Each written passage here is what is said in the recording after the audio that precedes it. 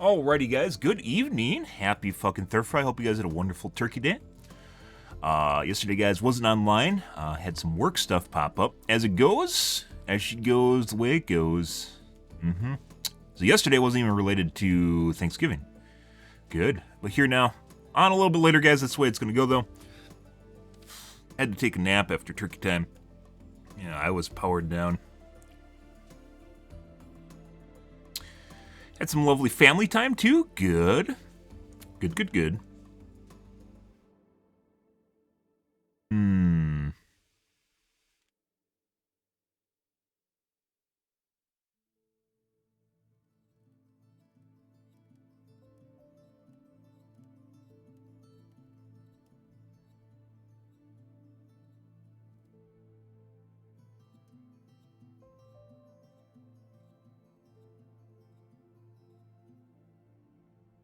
Tonight, guys, we're going to be doing more Overwatch 2.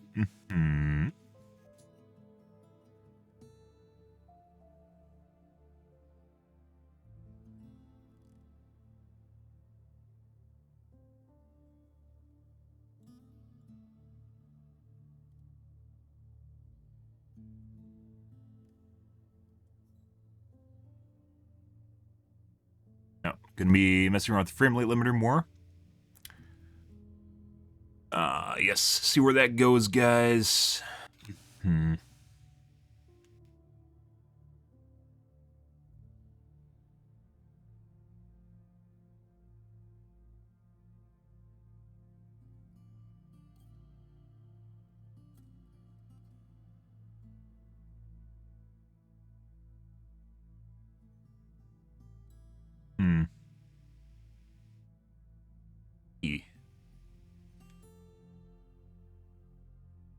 Fuck. That's weird. I love when you get, like, hubs. Hubs are still a shit show, guys. Like, a USB hub is an absolute shit show. Like, if you get a USB 3, sometimes they try to... It's like when you get SD cards and they partition them wrong, so then it fucks with stuff, but only after you go over the allotted amount of space. Yeah. They do the same thing with USB hubs, and they just kind of fuck around with you.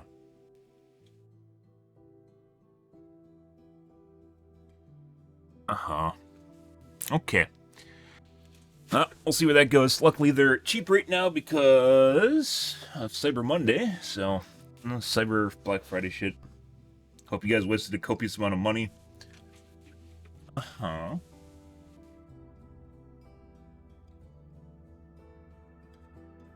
Yeah, I had work yesterday, guys. Still have some work. That's the way it comes and goes with spurts. Doesn't seem to give a shit about the holidays. That's just the way life is. When you're working for yourself, guys. Majority of that's taken care of. I still have some issues, but I'll iron those out over the next couple of days.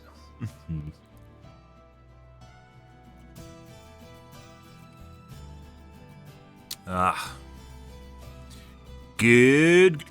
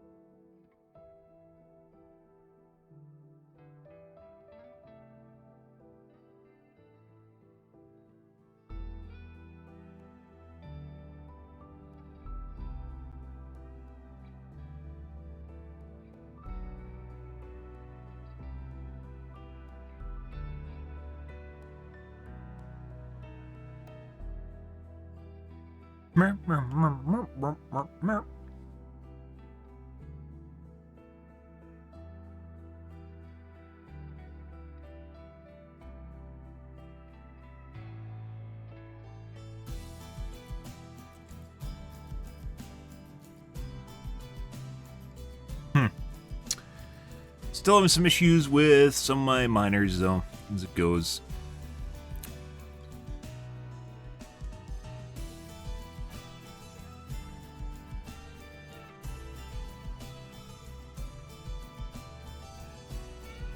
Alrighty, what we're doing on, was it Montues? Tues wins, guys.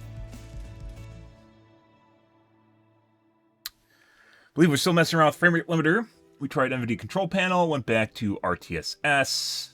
What else? Fine.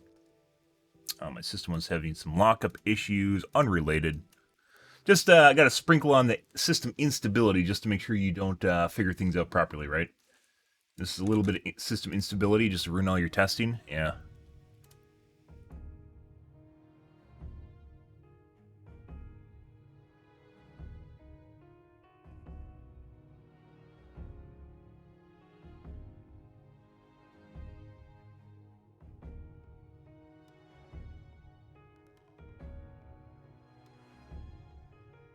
You took care of that already. That was 2 days ago.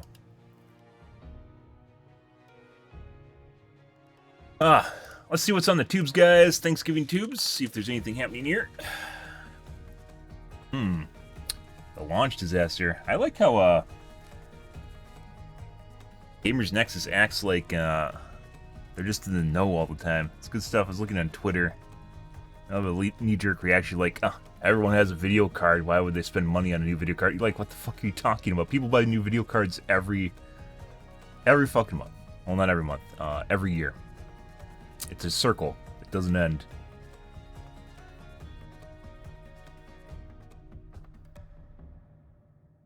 Coast Guard. May take a look at that. Oh, by the way, guys, finished watching Andor. Andor is probably one of the best new Disney movies for Star Wars, or Disney shows for Star Wars in existence. It's actually really, really good. It's not really your classic Star Wars pew pew pew constantly. There is a little bit of pew pew pew, but it's split up throughout the series. It's more about life in the Empire, is a good way to put it. A life in the Empire and how what people are doing to get by, and basically you can see the side from both sides, from both the side of the Empire and from the side of the Rebellion. Throughout the series. Actually very, very cool, and what basically leads people to end up in Rebellion or in the Empire for that matter. Very, very cool stuff. The characters are very well written. It's a very character-driven show. What they do makes sense. Stuff they're doing makes sense. It's very good in general. Just very good. Well-written characters, well-written story. The situations they end up in are unique and well thought out. It's like they actually took time to make a good story. Yeah, just mind blown, right? Very good. It finished airing on the 23rd. Well worth watching. I don't say that about most Star Wars shows. This, I believe, is one of the better shows. This is probably one of the best shows this year, and or maybe in the last decade. It is very, very good. Very, very good.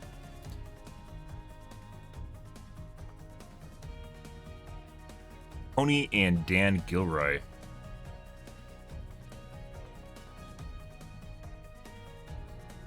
These guys were all on the fucking same page. These must be brothers. I'm guessing based on their last name, these guys are brothers, because that's a rare last name right there.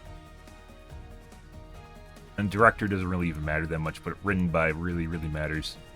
Basically, who writes the story. They have a Grail in here anywhere? Susanna White. They have a Grail! Oh my god, a Grail. But yeah, they're like the writers were all on the same page. It's not like they did their own shit. It's like they sat in a room and actually wrote on the same thing and like looked at each other's work. Pretty good stuff.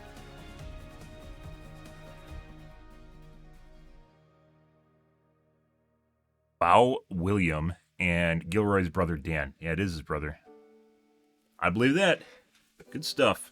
Because obviously, if you have something that's too monumental for one person to take on, you can get a brother that's on the same page, right? That's usually the way it works. Good stuff. Good. Definitely a great series, guys. Highly recommend it. Like I said, it is very good. If you are into, even if you're not into Star Wars, there's sci-fi in it, but they tone it down. There's aliens in there. There's blasters. There's going to be some action, blaster action, right? Space battle and stuff. But for the most part, yeah, it's not purely driven by the pew pew, the constant one step to pew pew, and there's no lightsabers. I don't think there's a single lightsaber in the series. Basically the series leads up to Rogue One, so they said there's going to be 2 seasons, and the second season is next year, or maybe in 2 years. I don't know. They like doing the 2-year schedule now. But pretty good stuff, guys. Highly recommend it. Posted about it on Twitter. The sets, what they're doing, all very cool. And in general, like I said, just a lot of just having characters that do stuff that makes sense is actually very good. I watched this. I watched the first 7 episodes, and then I waited for the last 5. So, or 4. I don't remember how I originally watched. Last 4. And very good. I think you could probably watch this in 6 episodes and then 6 episodes. And it'd probably be the best case scenario for it. Very good stuff. And it's 12 episodes. It's not like fucking 8 or something. Like, what? Rings of Power was what, like 8 episodes? It was fucking horrible. Yeah. 60 million per episode, and they had no fucking idea what they're writing. Yeah, it just goes to show you, like, when they're trying to cram. Like, you remember how a series used to be like 24 episodes and shit? When the writers know what they're doing, like, they write stuff out. It just flows out, right? But when you have no idea what you're doing, you struggle to make that 800-word essay. And that's because you don't give a shit about what you're doing. And as such, you don't really care to write something good, right? Yeah. It's sad. But you can totally tell it was meant to be about 10 episodes, and I don't think there's any filler in it. And at the same time, I don't think there was any... like it didn't have too few episodes at all, so good in general. Just a very good series, guys. Highly recommend it. Yeah. Let's see.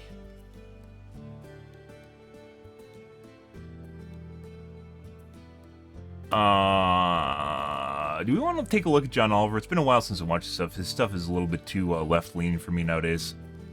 He doesn't really tackle stuff that's for most people.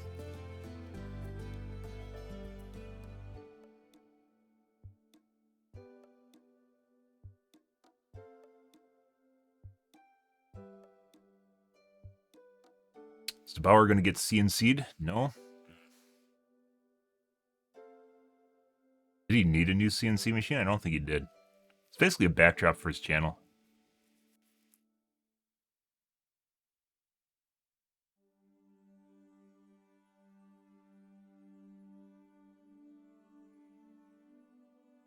OBS Studio 29 has new features everyone can use. Maybe we'll take a look at that too. This is like the OBS guy. Like, he actually cares a lot about OBS, so I guess he made a niche for himself. That being said, even if you can make a niche for yourself, guys, like... Am I on OBS 29? I'm not. I'm on 28.1. And by the way, that's where the big bump in quality came from, was 28.1.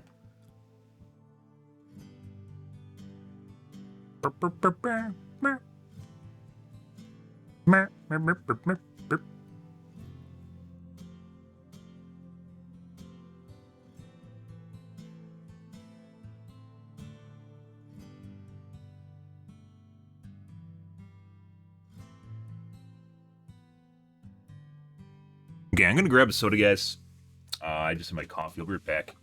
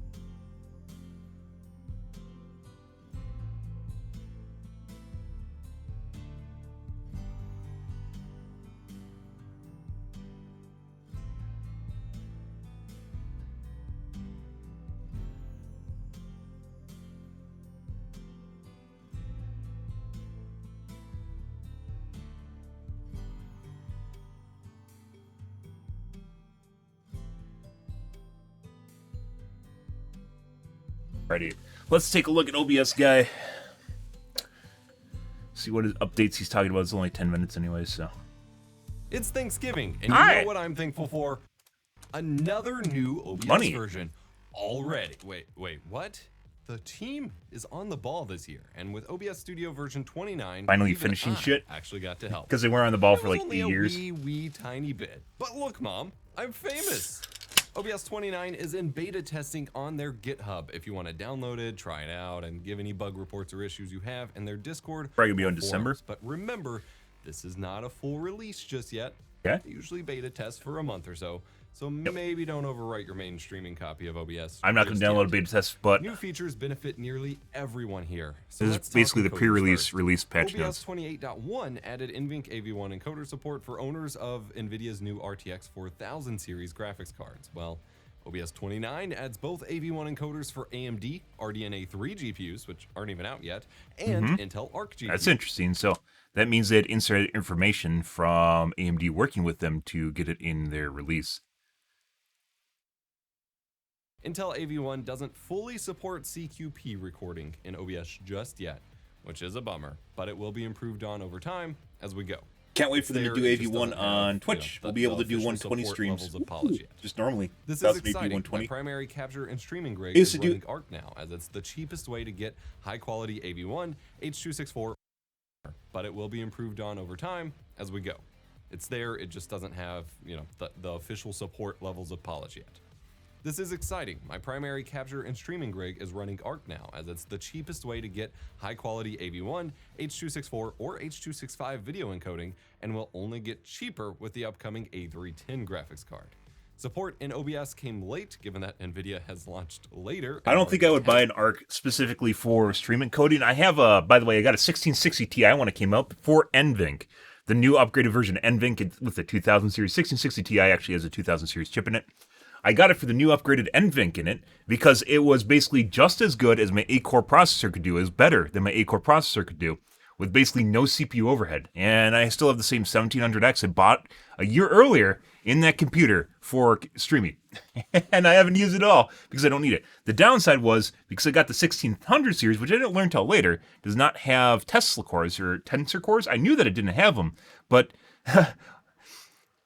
NVIDIA didn't say you'd actually need them for any of their features. It turns out for the NVIDIA streamer stuff now, you need a 2000 series at least. So, hey, look, I'm shit out of luck. Like the green screen, I'm still using a classic green screen where I could use their newfangled AI green screen, which is much better. But I can't because I don't have 2000 series. So I was on the upgrade. I was waiting for the 2000 series, and then GPU mining boomed, and then 2060s became $600, and I was like, fuck that shit. So I've been on it, and then with the latest update, they actually updated the encoder again, and it looks much better, like much better. But I still don't have access to the AI options, so definitely waiting on that. But then at the same time, so even if the Intel has access to AV1 encoding, which I believe Twitch is moving to.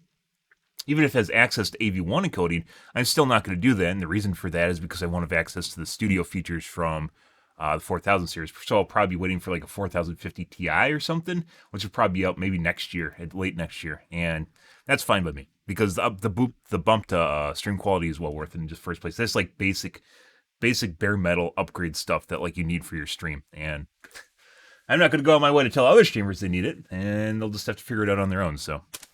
Support built in, but I'm still stoked. Plus, Intel users now have a new HEVC encoder to play with too, even for newer iGPU users of Intel's processors.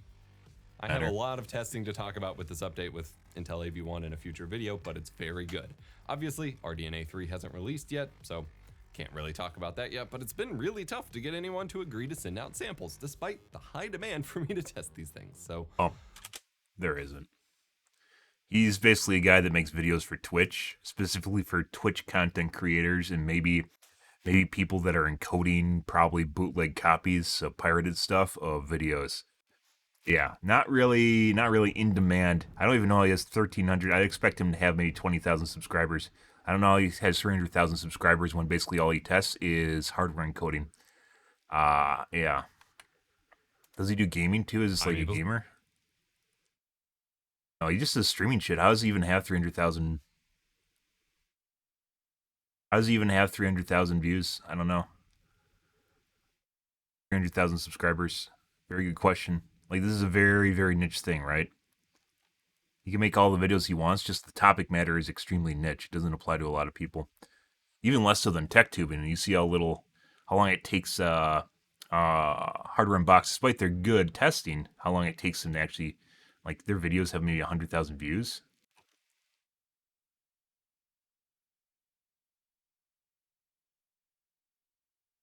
Yeah.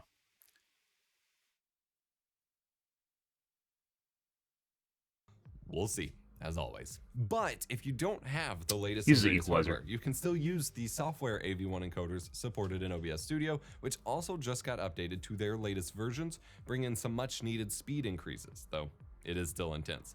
Those of you on Intel 10th or 11th gen processors or the new AMD Ryzen 7000 series processors will see SVT AV1 running a little more nicely due to its apparent acceleration with AVX512 instruction sets. But at this point, guys, we've basically gotten to the point where hardware encoding is as good, if not better, than CPU encoding, unless you have a ridiculously killer setup, like something like an Epic system or something for like maybe slow, which is very, very difficult to do. You aren't even going to see, and then the speed increase is going to be ultra tiny comparatively to NVENC, or I don't even know. I don't think he tested Intel QuickSync yet, the new one. Maybe he did. Intel, not QuickSync. The new version of QuickSync on Arc. I'm able.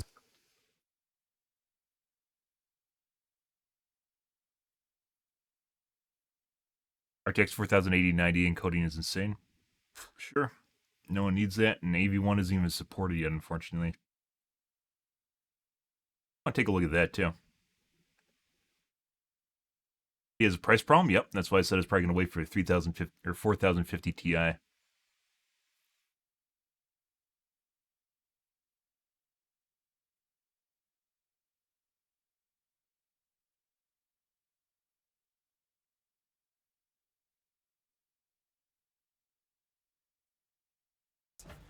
thing Intel abandoned.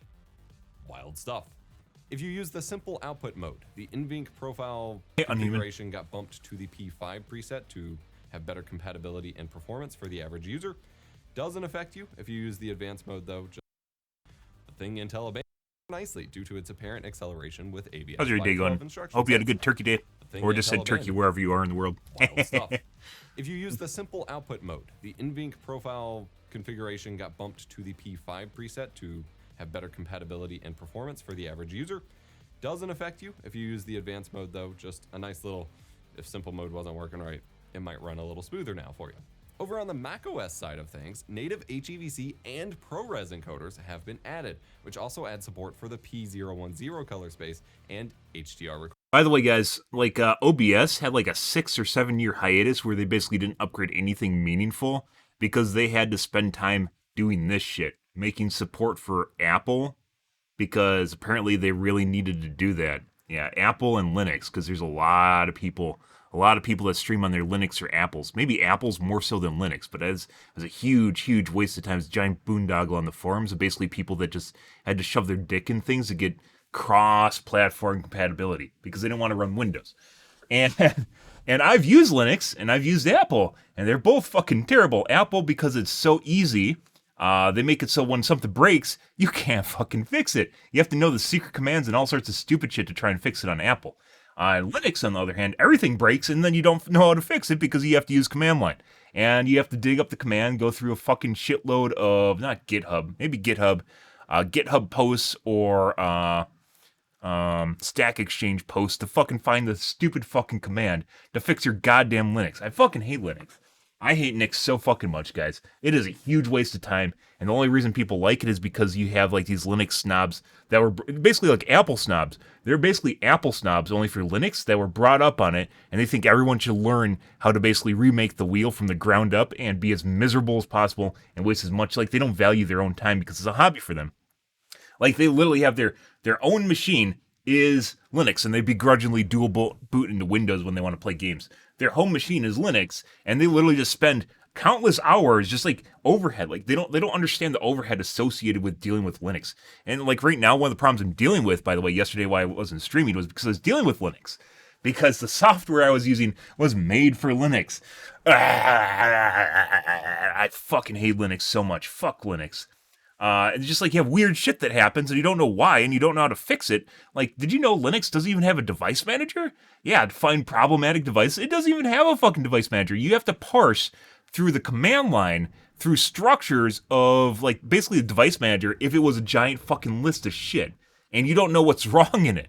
It is so horrible to fucking deal. I fucking hate Nix so goddamn much. I say Nix because Linux isn't the only one. There's also Unix and shit. I hate it so much. It is a huge waste of time. It is an absolute huge waste of time. Anyone that says otherwise literally does not value their time. It's probably the hobby for them, and they don't understand overhead associated with doing tasks. Like something that you do, you should not have to fight against your OS to get it done.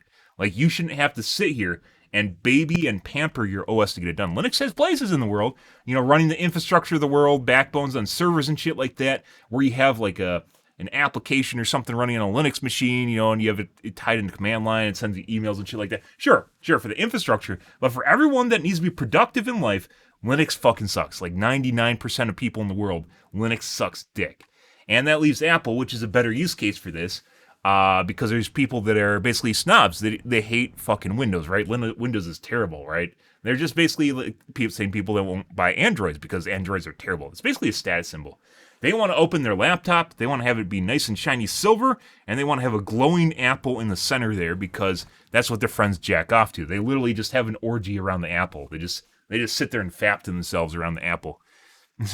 So I guess that's a cult in and of itself, and you're not going to be able to make them budge at all.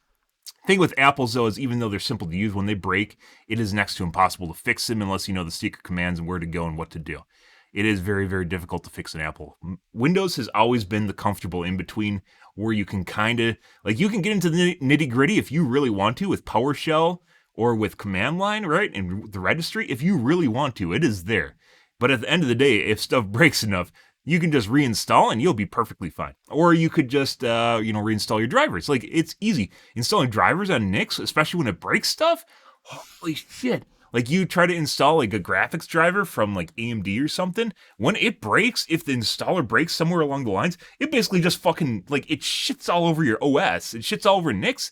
And then picking out the little pieces that are broken takes hours and hours of time. It is infuriating how much time Linux will eat out of your schedule just to make it work. And people that say otherwise are absolutely fucking full of shit.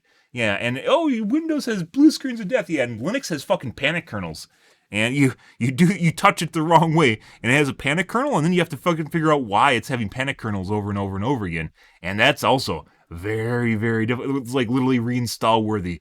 Because it's so broken, you need to have a diploma to know how to fix it. I fucking hate it. Yeah, fuck it. Fuck Linux. Fuck anyone that tells you they are literally just like Apple snobs. Tell them otherwise. Like, I'm the bad person because I don't want to, like, if I deal with, in my line of work, I have to deal with people that are very much Linux snobs, and they think that you just don't want to learn. I know how to use Linux. It's a huge pain in the ass, but I've used Linux. I don't, like, I'm like intermediate level. Like, I'm not advanced level. I'm intermediate, maybe a little bit below intermediate level. I know how to get stuff done, but doing more than that, oh my God. And they don't understand that the time commitment to get stuff done is why I hate it. Because everyone only has 24 hours in a day. It doesn't matter how much you like Linux. You will only have 24 hours per day in your fucking life to do stuff, right? And I know I'm ranting off a storm here, guys, but Linux really sets me off because I just had another run-in with it where basically I'm having to spend inordinate amount of my time to babysit and pamper something because the developers only wanted to make an application for Linux. Holy shit. Like, they only wanted to make Linux, and the moment you talk about wanting Windows, then everyone goes, why don't you just install Linux? And you're like, then it gets into a huge argument where basically I iterate the points that I've made here, and then they hate me for it, especially because usually I win, because it literally makes sense, right? Because you only have so much time in your day, you have to know exact command, and if you don't think you need to know exact command line to fucking fix stuff in Linux, either you haven't used Linux before, or you're just delusional, because you have to know exactly what you're looking for, exactly what you need to do, and exactly how to fix it. It doesn't even have the ability to remote desktop into a virtual graphics. So Windows, if you don't have a graphics card in your computer, no GPU, let's say no integrated GPU, I know it's rare because you have an AMD, right? No GPU in your system at all, and you try to use the UI to remote desktop into that PC, it doesn't have a UI because there's no graphics. Like mind blown. Yeah, In order for you to have Linux, in order to have it doesn't even matter that you aren't accelerating anything. In order for you to have a graphical interface in Linux, you have to have a GPU in your system. Why? The most advanced OS in the planet that everyone uses. Literally, you have to have a graphics card in your fucking computer to remote desktop in there. The only other option is if you use TeamViewer, and TeamViewer is very proprietary, and they immediately flag your account if they think you have commercial activity, and then you're fucked. So basically, if you have more than 2 machines, they'll flag your account and you'll get screwed. Like, they'll just anal fist you. And there's nothing you can do about it. Yeah. Yeah, that's where you're at. And there's all different sorts of posts. I spent a shitload of time trying to fix this. There's all different sorts of posts around the internet about how you're supposed to fix this shit. And they literally, yeah, they don't work. They don't. It's like lightning. There's something with lightning. I don't know. I went through half a dozen KDE or something. I went through half a dozen different solutions to my problem, and it never fucking worked properly. And that was where I basically threw in the towel on Linux, because you literally can't. If you have remote machines, you have to either remote desktop in, or you have to use command line. Command line is a huge pain in the ass. If you want to get around your system and get stuff done, it is a huge pain in the ass to use. Command line is how your UI is how you be productive. You know, moving stuff. This is literally a command. Me moving this, let's see. Me moving this in here is literally a command you type in command line, right? This is a command line thing right here. Literally what I'm doing. This is almost instant, me being able to do this. Now, and this is just because it's relatively fast in command line, but that's because I'm almost in the same directory, right? Now, if I want to move it right here, like let's say here, and go into right here, this takes a shitload more time, guys, just for me to move it in here. Where the fuck did it go? This takes a shitload more time, and I can literally simply drag and drop. I can access panels, I can access settings, anything is instantaneously, because it's a UI. UIs are very production worthy. This is where productivity worthy. This is where you go to do productivity, to do work. I don't care what they say. You literally don't. You use the UI to do very succinct and exact answers that you need to a specific thing that's happening. That's where you use command line. If you think reading a giant scrolling text box is how you're productive in the world, this is like fucking arguing with someone that's on a controller. Yeah, controllers are bad. They aren't good for mouse input. That's just the way of the world. They do some things better. Like driving or flying, but they don't work for first-person shooters or RTSS games. Excuse me, RTS games, not RTSS games. RTS games. Because you need exact and precise movement for what you're doing. The UI is not just there for making things easier to understand for your common folk. It's also here because it helps with productivity. And I like the thing is, guys, like I could argue out the wazoo about this shit, but it just pisses them off. Like, you can't argue with these type of people because they'll immediately snub you, and they're my business contacts. So I can't have an argument with these people because they literally just want things their way no matter what. They don't want a logical argument. They just want things the way that they are. And at the end of the day, like, I'm just like pulling out my hair trying to make things work the way that they want. And then they're like, oh, why don't you just install Linux in a certain distribution or some stupid shit? Like, because you're reinstalling your fucking OS. Yeah. Why doesn't it just fucking work? You're reinstalling your fucking OS constantly. And it just, oh, Jesus Christ. I don't know, guys. I fucking hate Linux so fucking much. And anyone that ever tries to convince you that it's good for productivity for your average person is just full of shit. It has uses, like I said, but no. It is a huge, huge, huge, huge waste of time. It is, if you're trying to do anything productive on it, it is an absolute chore to work with. There's a reason people have degrees to work with it, because it requires that.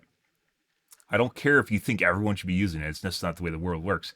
It's like the Steam Machine. If you guys remember, the Steam Machine was a distribution. Steam Machines were basically a pre-built computer with a special Steam distribution of the OS, of Linux. And it sucks because A, there isn't a lot of compatibility for games, and then B, on top of it, you're stuck with Linux, and Linux fucking sucks to use. If you try to do anything, Linux has a nice shiny UI, but if you try to do anything more than just click a couple buttons and it's there as a toggle in the UI, and even then, you use the toggle, sometimes break shit. You use a toggle to do something, sometimes it'll just straight up break shit, and you have to restart the PC or something. Yeah, it is very deceiving when you see the Linux UI, you think it's going to be easy to work with. No, like I said, it doesn't even have a device manager. The thing to manage all the devices in your computer that is very, Very important. It doesn't even have one of these. It doesn't even fucking have one of these. The closest thing is you have like a software lister that I bought, or not bought, that I use. Yeah, that's absurd. That is absolutely beyond absurd. And people expect you just to use it straight up. Recording. This is huge, and it even works on my M1 Mac Mini, which I didn't think had hardware ProRes encoding support. This is huge for my Mac-based tutorials on analog dreams and stream guides moving forward. I am beyond stoked. Apple's hardware encoder also got added to the auto configuration wizard on macOS 2, where it wasn't before, which is good for new users. The replay buffer for clips and instant replay functionality finally gets a bigger buffer, now allowing for up to 75% of your total installed system memory, where it was limited to 8 GB before, regardless of how much RAM you had.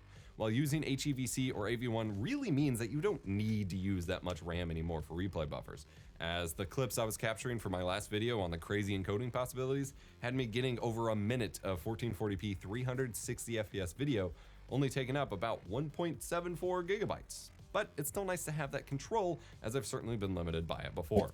Audio sees lots of improvements in this update too, including a couple of the things that I kind of helped with. First, the wonderful PKV developed an upward compressor filter based on my video about that. You can watch the full thing linked down below, but upward compression is the process of taking the quietest parts of your sound and squishing them up into the middle and louder parts. This is useful for game streams with lots of dynamic range that keep viewers from easily being able to hear, say, footsteps or other, quieter details in the game that you might be reacting to and your viewers can't hear, or for helping manage balance with, say, a big multi-person voice call on Discord or something like that. This rules. Secondly, a 3-band equalizer. Why would you want to use this over a normal compressor? Compressors are something you use for voice calls where you normalize audio and you drop it down. Like on Twitch, for instance, there's a button down there if you have like Better Twitch or Franker Face installed. There's a button down there to enable a compressor, and that's to make it so you don't have one stream where someone's screaming and another stream where someone's super quiet. Equalizer was added to give users more quick and easy control over their sound without the need for a complicated VST plugin or something like that. The next feature, or they could have added the equalizer themselves, which they haven't done yet. A VST equalizer is basically another program, so you have to add in the program and like run a bunch of cables through it, which is fucking stupid. I helped with involved documenting every capture card that I still have, that I have tested, and even some that I haven't tested, which is a lot. This allowed them to be whitelisted in a way that you can automatically capture audio from the capture cards without having to specify the use custom audio device option and then find the specific input on your capture device and so on. An annoyance I frequently reported in my capture card reviews. I may not code beyond some super basic things, but I have a lot of capture cards, so I can definitely contribute some documentation. Speaking of capture devices, my last contribution here was a similar documentation thing, which now allows for higher frame rates to be selected from your capture devices that support capturing frame rates like 120 FPS at 1440p or 240 FPS at 1080p. While you could generally still capture these frame rates on supported devices by choosing the highest FPS option, this gives a little more control and transparency into what's actually, There's a bug for a while with the GC V573, the capture card I have, the 240 FPS AverMedia capture card. There's a bug for a long time where it wouldn't actually capture at 240 FPS. Yeah. It would only do it for local recordings. That was like 6 years ago when I bought it. And I reported in at some point, like 3 years later, 4 years later, they fixed it. And then I found out about it like 2 years ago. Maybe not even that. Like they fixed it maybe like 2 or 3 years ago. And then I found out about it like last year, maybe. Last year. It was broken for a long time. You literally could not actually make a clip. And I posted all over the place. I posted on AverMedia. I posted a review on Amazon. I sent a email to tech. It was basically broken for a long time. Glad they fixed it, though. Happening with your captures, which is pretty rad. I'll link my Google Sheet spreadsheet with capture card support. No, it has nothing to do with the input FPS. Down below, but examples of cards like this include the AverMedia Live Gamer 4K or the Elgato 4K 60 Pro, both of which support actually capturing the full frame rate of 144 FPS at 1440p or 240 FPS at 1080p. I'll have a dedicated video detailing this at some point too, as usual. Description down below. Transparency into what's actually, happening with your captures, which is pretty rad. I'll link my Google Sheet spreadsheet with capture card support documentation in the description down below, but examples of cards like this include the AverMedia Live Gamer 4K or the Elgato 4K 60 Pro, both of which support actually capturing the full frame rate of 144 FPS at 1440p or 240 FPS at 1080p. I'll have a dedicated video detailing this at some point too, as usual. Back over in macOS land, the desk view feature of showing both your face and your desk at the same time via an iPhone 11 or later is now supported. This is weird. I honestly wasn't expecting them to support it since it's mostly limited to FaceTime, but it's very rad. I'm gonna play around with this some more since my phone is at the bottom tier of what's supported here. Various sources and filters got little tweaks too. For example, the NVIDIA video and audio filters got plenty of tweaks overall, but one of them is the mask refresh slider for the background removal filter. The big one here is support for the new temporal processing for background removal that uses AI over time, processing your frames over time to have much higher accuracy and much less flickering, say if someone randomly walks through your frame. This does require the latest NVIDIA Video Effects SDK to use the new feature, so you will have to update, though if you don't update, the rest of everything will still function as expected, but links to that update will be in the description down below. Display capture now has better screen naming and saving, so it shouldn't keep mixing up your display capture sources whenever you launch OBS, as it often does for me if I've disconnected and reconnected any displays since using it. It's been a super big headache. Hopefully this keeps that locked down. The previously updated Screen Capture Kit capture method over on macOS is now disabled for macOS 12 because it seems to not be working right for a lot of macOS 12 users, so you'll either have to update to version 13 to get that option back, or just use the normal screen capture source for now on macOS 12, which is fine. Browser docks can now be muted individually, which is absolutely great, as I had to stop using things like my Trovo chat dock because they kept embedding some sort of weird video advertisement or promo that just played sound into my stream. It was really annoying. Not OBS's problem, but they added the fix. Browser docks also support the browser inspector too, just like a normal web browser. The image slideshow source now has a slide counter in the toolbar, which is very awesome for keeping track of your overlays or whatever you're using the slideshows for. SRT and RIST outputs now support encryption and authentication. This is a new streaming protocol that is mostly only supported on the enterprise or corporate side of things at the moment, but I would love to see YouTube support it soon, and getting it fully supported in OBS is one more step towards that theoretically being a possibility.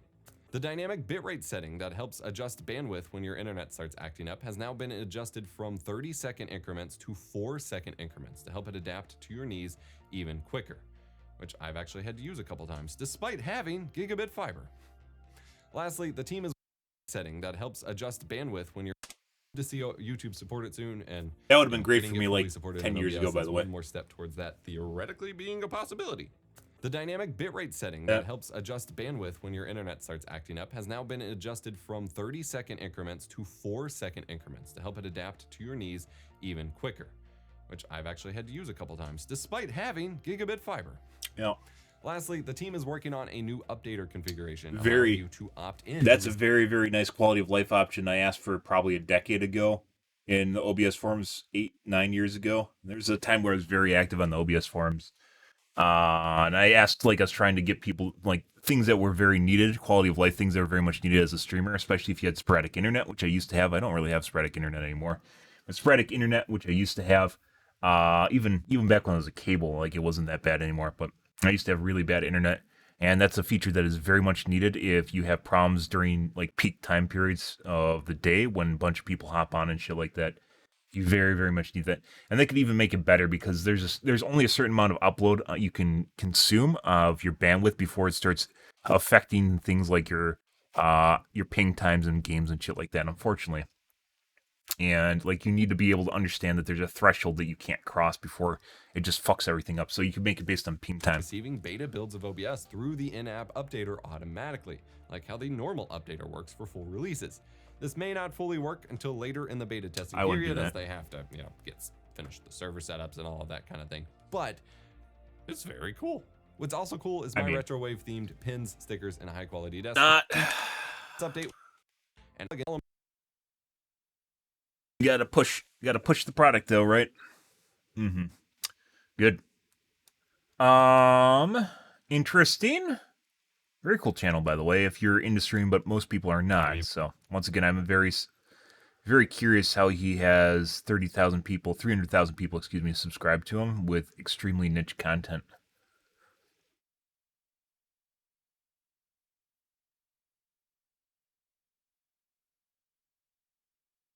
And it might sound like, I'm watching it, right? But streamers are very much a niche. There's an inordinately small part of the population in terms of people that are going to watch stuff on YouTube.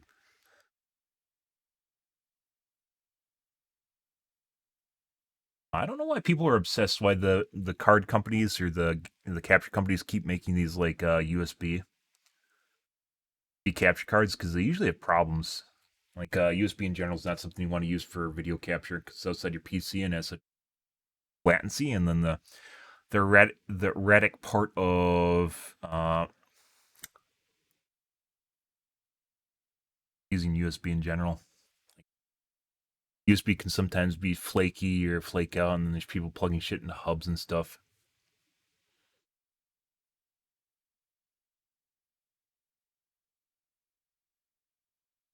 Only showing half viewed. Actually,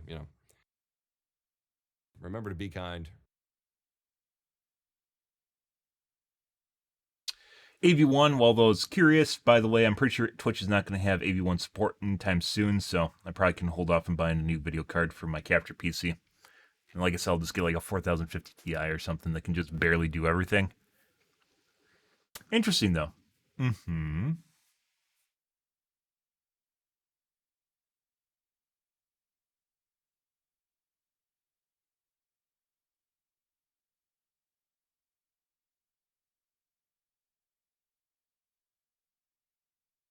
Oh, World Cup. I was actually kind of curious about the Qatar Cup because there's a lot of things about this where there's teams that are getting bribed, just really shitty conditions that people are in, despite them supposedly spending a shitload of money on it.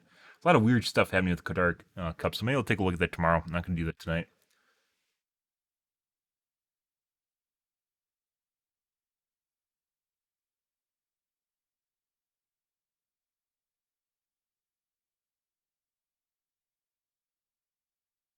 Hmm.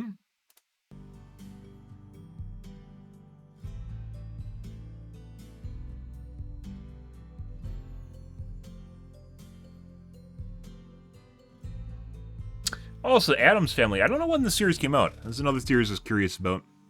It's basically like Hogwarts meets Harry Potter meets Addams Family.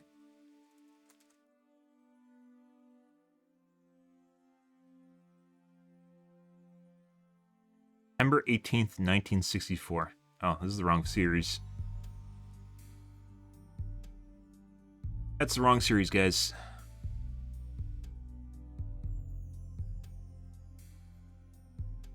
Wednesday.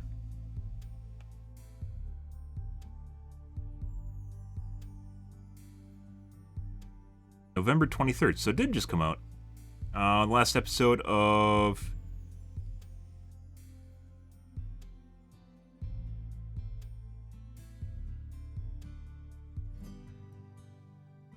Andor finished, guys. Interesting. Maybe I'll take a look at this tonight. 8 episodes it is. Uh-oh. It's almost like you could almost... I'm pretty sure almost every series that's 8 episodes just sucks. Like, it's just straight up... It's bad.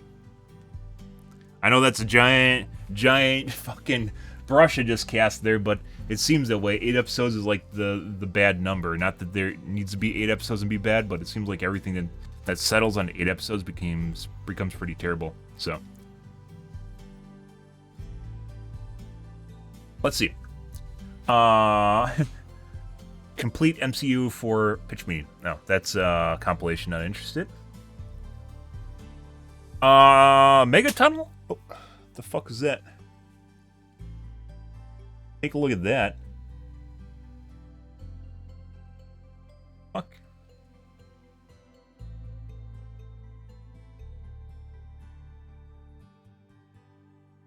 Very weird.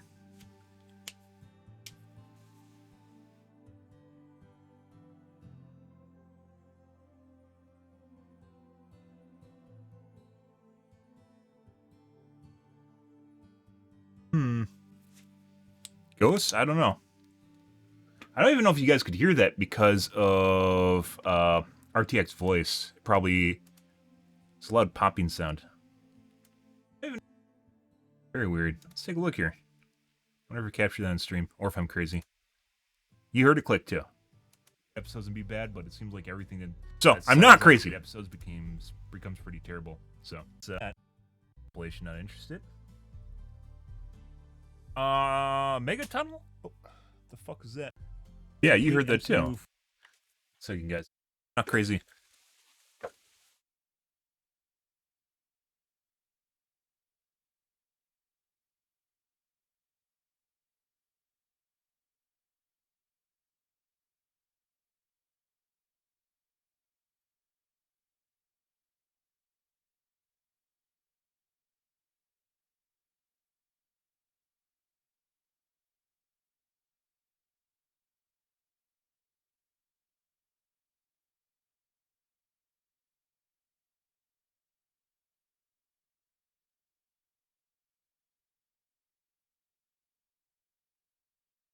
Some asshole outside throwing a stone at my window or something?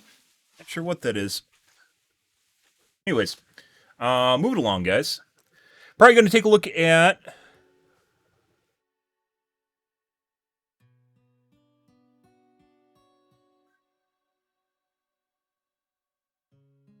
That was really loud too. I don't know. It had to have been a stone on the window. There's no other thing that could have been. Very weird. Yeah, so there was a click. And it's not just me. I'm not having a stroke here. We'll probably take a look at this tomorrow, but it is 27 minutes, so we don't have time to take a look at it tonight. Tomorrow, though.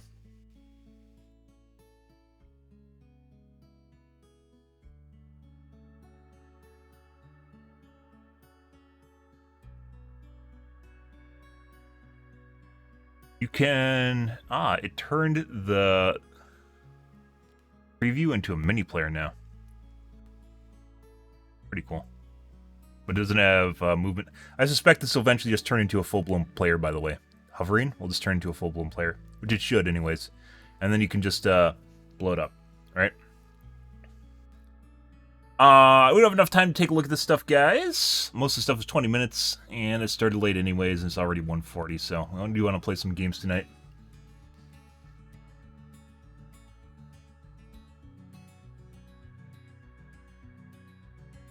This, the Qatar Cup, like, I'm not interested in soccer, football at all.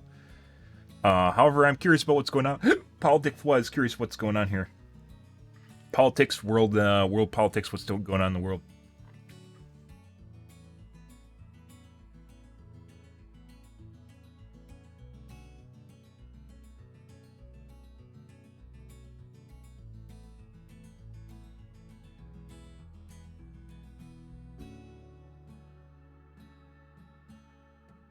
Andor, by the way. I said Andor is pretty good. It's worth watching, guys, if you're into that. It's not traditional Star Wars, and that's probably what makes it good.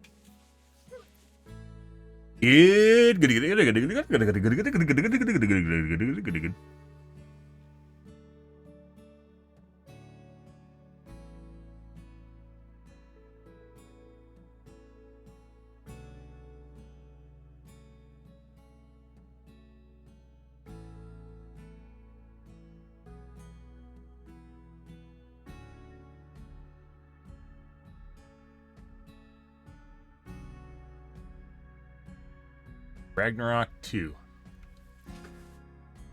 Did I watch Ragnarok? Record of Ragnarok. I don't think I've seen that.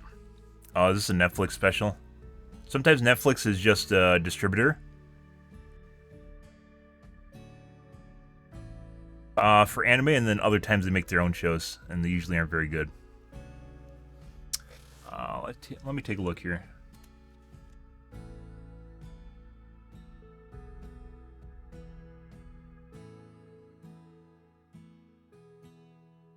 Record of Ragnarok.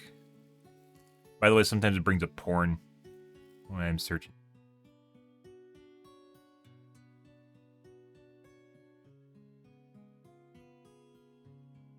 2.93, 2.96. Go and watch it for the story, characters, and insane fights, which are definitely worth it. So just a lot of shonen porn. Basically designed for people that want to see fights, which I'd arguably say was Demon Hunter? Demon Slayer, that's what it was. Demon Slayer, the first season of Demon Slayer was fucking bad. Like, the animation quality was top-notch. The fights were pretty good, but everything else in the series was just horrible. It was basically just eye candy. And pretty terrible. What's My Hero Academia up to, too? The show that no one talks about anymore. Quietly making new seasons and just not telling anyone.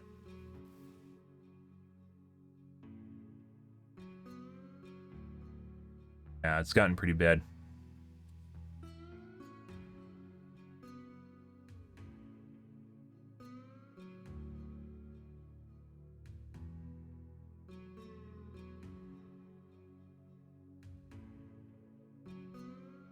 Like I said, I've never been really impressed with My Hero Academia. Basically, the best season was the first season. And after that point, like, all these heroes, guys, it literally feels like someone on their lunch break made a hero. Like one of these guys, they thought up the hero and their powers on a lunch break, and it's pretty bad. So, yeah, I don't know. I'm not really into My Hero Academia. As you can tell, basically, when people talk about anime on Twitch, they don't really mention this anymore, even though there's a shitload of episodes, right? Like, there's a bunch. Over 100 at this point. Mainly because it's just not very good. One Piece takes fucking forever. Basically, anyone that recommends you One Piece has usually been watching it for the last 1,000 episodes. That's tough. That is very tough to recommend people watch One Piece. I think they're up to like 1,100 episodes now. 20 minutes times, actually technically 25, although there's only generally 20 minutes of content. You could even say less than that. In earlier seasons of One Piece, about 14 to 12 minutes of the show is actually worth watching. I'm not even joking. It's only about after the opening, ending, recap are all done, and after the repeat sequences where you just have some character doing the same shit over and over and over again, it's literally about 12 minutes of content. It is horrible. Absolutely horrible. 22,000 minutes. So 366 hours divided by 8 hours a day. You're looking at 45 days at 8 hours a day, and most people are not going to be able to do that. That's a lot. So if you spent 8 hours a day watching One Piece, it would take you 45 days to catch up to it. A month and a half. I guess if you're neat and you literally don't do anything with your life, you could manage that. The series just desperately needs a reboot. It needs a tandem series that runs along with the current series, in which the tandem series is 4 times faster.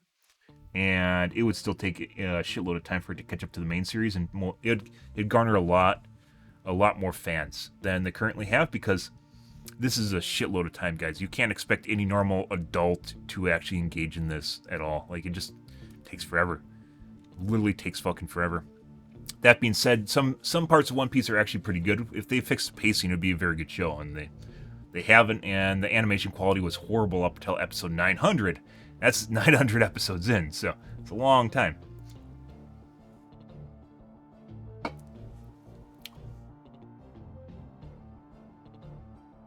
I opened a real theme park. I bet you did.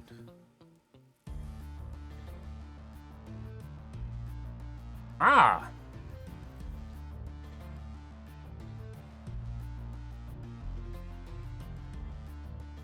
YouTuber could do anything with his money, and he chose to make a theme park.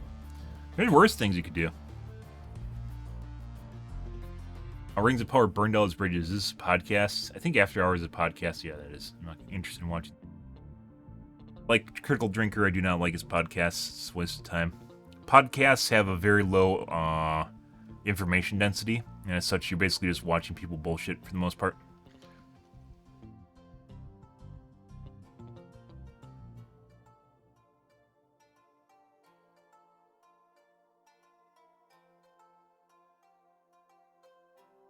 Hired a guy to keep birds off a toxic pit. Probably has something to do with bioaccumulation, in which if the birds eat something out of the pit, then they become infected with it, and then it goes up the food chain. Even though it sounds like he's helping the birds out, it's not the reason he's doing it. It's probably paid by government contract or like when the company went bankrupt or is still around. They paid them to do it.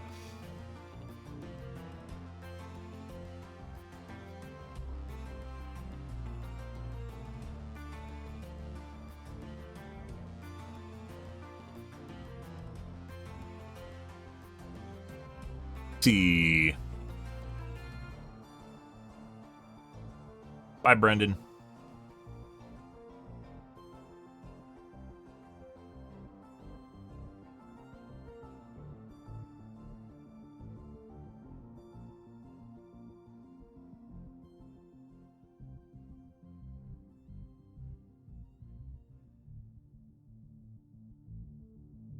Good.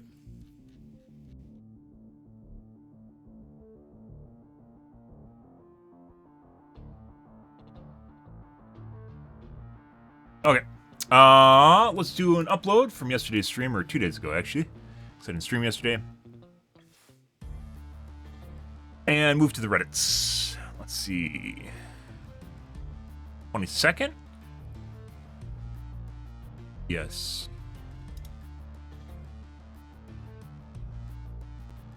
Okay.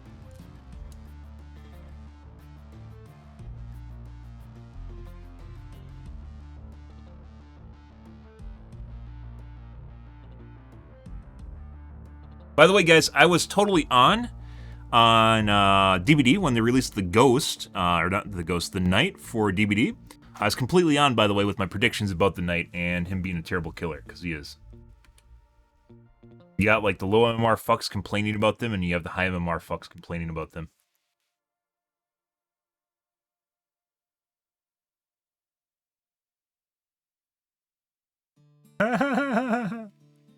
This is the guy that, he fucking deleted his account. The fuck is this?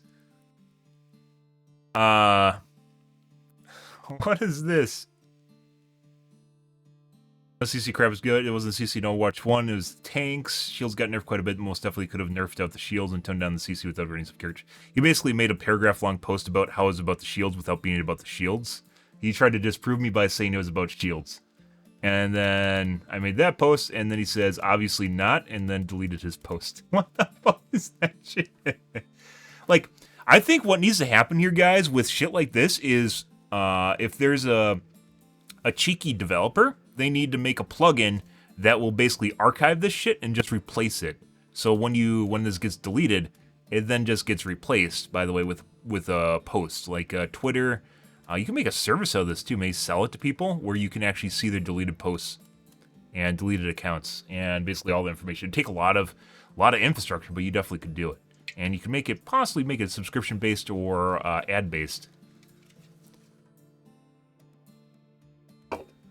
There'd be ways of doing it. I think there's plenty of people at this point that are so sick of people literally just retconning shit that they do, that there'd be people willing to pay to see what people are doing. And stop fucking Facebook from...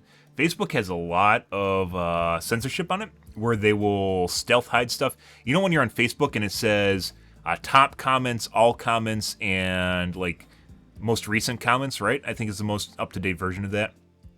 If you're on top comments, it will actually hide people that are deemed like unsavory by Facebook. I don't know how else to word that.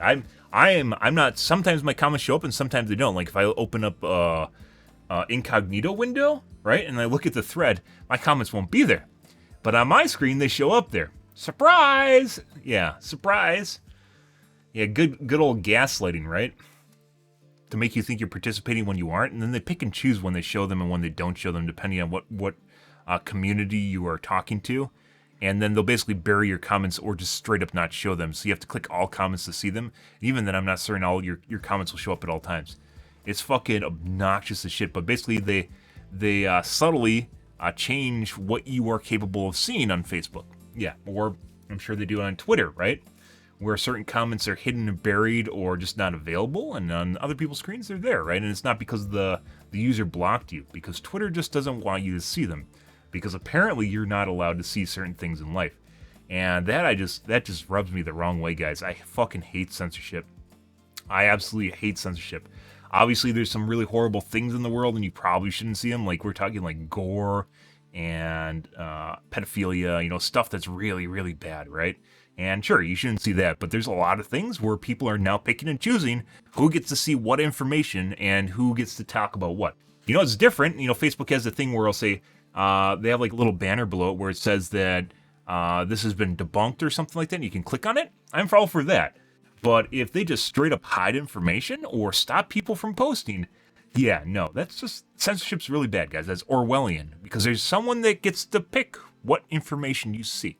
And that guy is not always going to be infallible. They're playing God, and they're not always going to be on the right side of things, depending which way you work. I used to be hardcore Democratic, and now I am central. I lean left or right, depending on the issue you talk about. Not just central, like neutral, but I'm left or right leaning, depending on topic matter.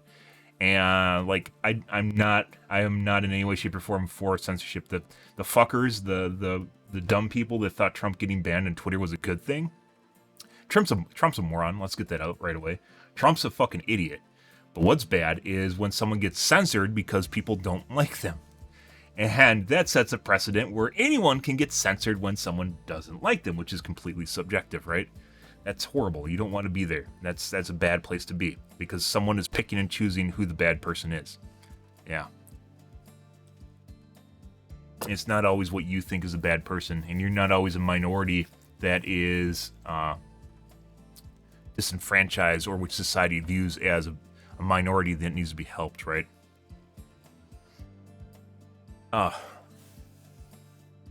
Censorship is bad. It doesn't matter what side of things you're on, you should never be pro-censorship. Very, very bad. Should old armor packs for ability return to the game to counter one-shot abilities like Sojourn? No, they should just remove the headshot multiplier. Just remove headshot critical damage. The Widow Doge. Widow May Tracer.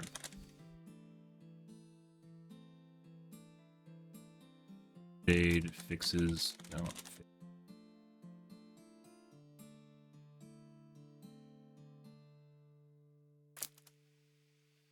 Sadly, we don't get a lot of engagement. This is a day old already. We don't get a lot of engagement because I'm too late to the party. Posted. I don't know what time that is in CST.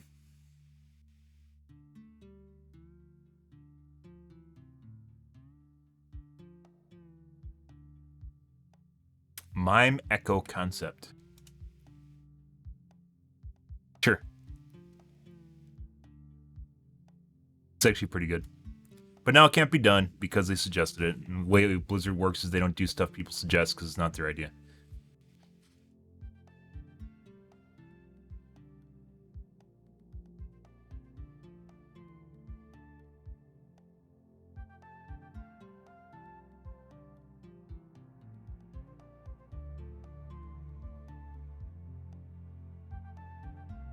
When you stream all the team and it's canceled because one player never started in playing and they stayed in the spawn, you won a 5v4. That's not always true either.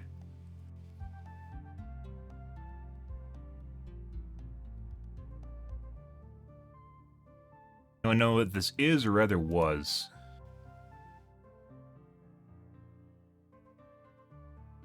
Ah, Graboid? Oh, it's a Zerg. Yeah.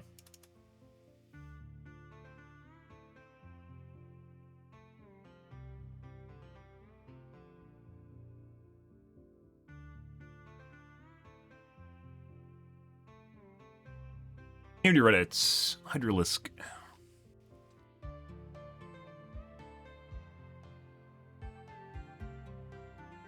Nope, drops again. Here, give me the 7000 X3D.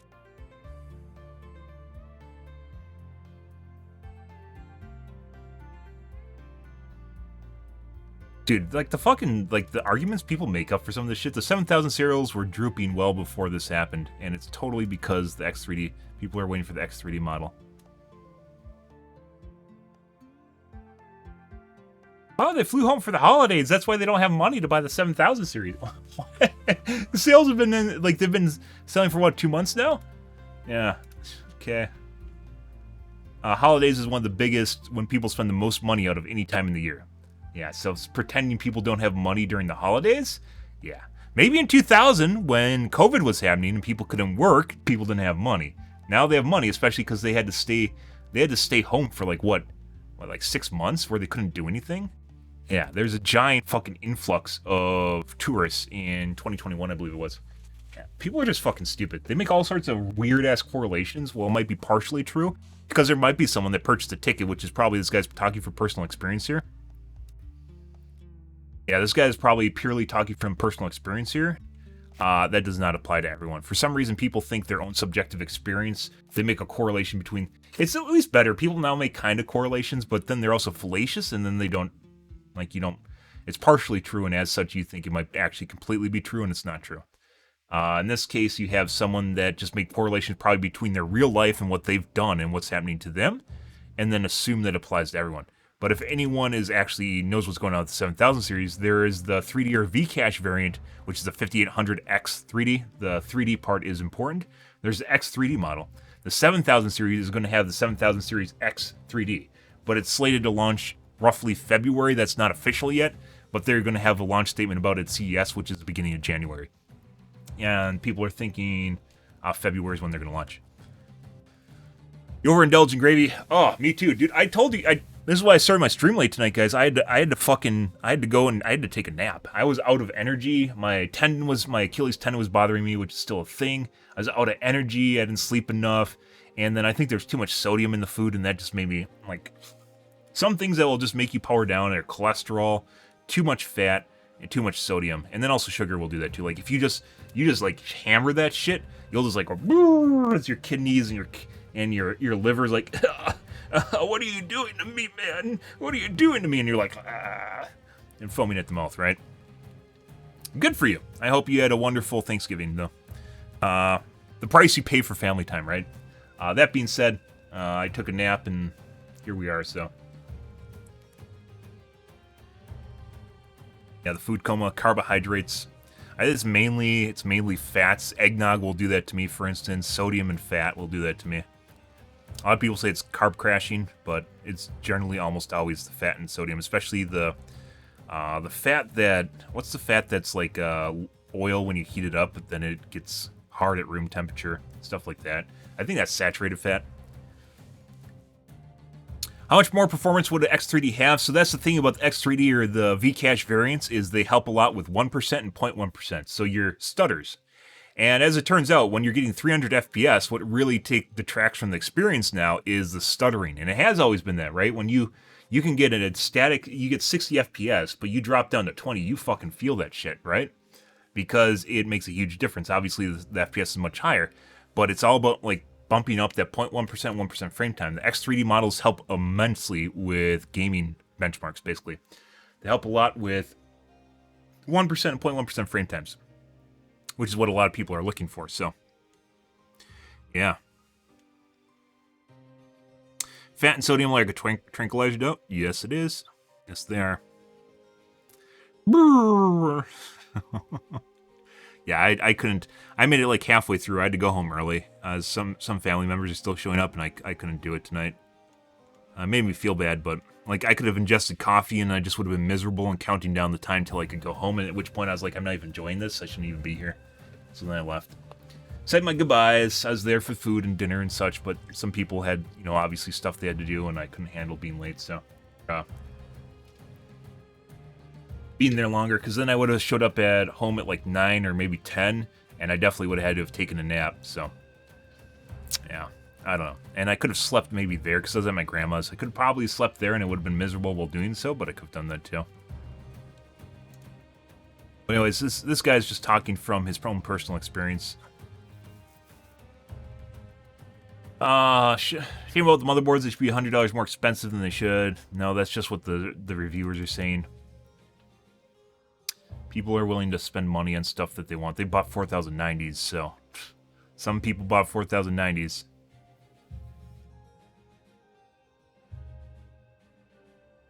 What are motherboard prices down. So he was doing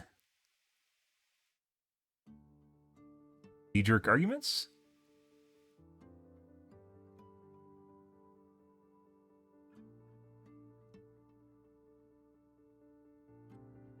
Complaining about built-in sound. Yeah, there's really no reason to buy expensive motherboards, by the way. They're a waste of money. I've talked about this before. It used to be you could buy a $100 motherboard, or $100 to $150 should be your budget for motherboards. You're buying a $200 or $250 motherboard, you're doing something wrong. Nowadays, the baseline prices of motherboards have climbed, but there's also cheaper options, so. Yeah. Well, here probably, I'm not going to stream super late. Like, I'm not going to stream makeup time or anything, simply because then it fucks up my normal schedule, so. Yeah. Oh, by the way, guys, as I mentioned, I did a brief review at the beginning of the stream for Andor. Highly recommend watching it if you have not, if you're just arriving here. It is very good. It is unlike other Disney series, which have generally been steaming piles of shit. Very good show. Highly character-driven. Highly recommend you guys watching it. And you probably have time off right now anyways, so when you're done watching my stream, because obviously you should finish watching me first, you should take a look at Andor. It's pretty good. It's like, Breaking Bad, but not obviously about drugs, but more of how character-driven the show is. Kind of gritty, dark feeling. It was actually really good. It's refreshing. It's nothing like other Star Wars films because it's mainly about life of characters in the Star Wars universe. It's not about Vader and Luke or whatever stupid shit. It's more about what people are doing to get by in the universe, and I think it adds a lot to the series too.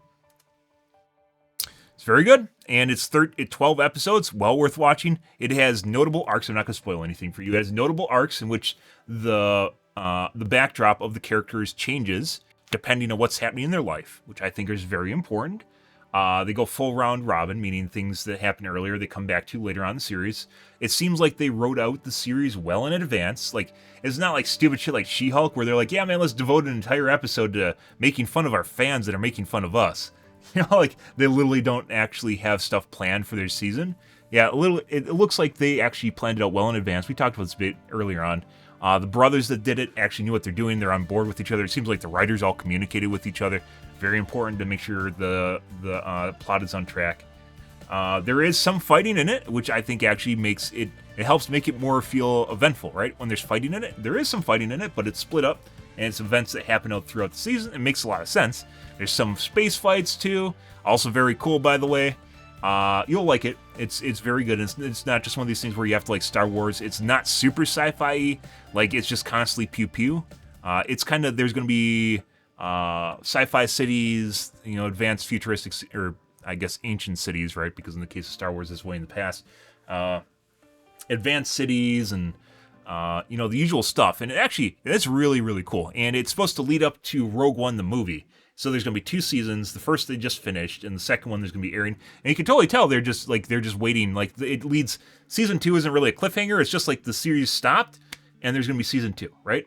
Because the writers have thought they don't need a cliffhanger because they're just telling a story, and it's part of the story, and you're just going to be ready for the second half of the story because it's that good, right? It tells the story from both sides too. It's not just rebels.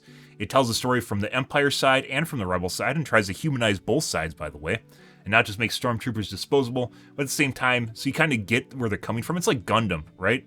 If you guys have watched anime, Gundam does a really good job of, it's not just us versus them. It's not just good versus evil. You have different sides and different rationale for why they're doing stuff. Good Gundam series, not all of them are good.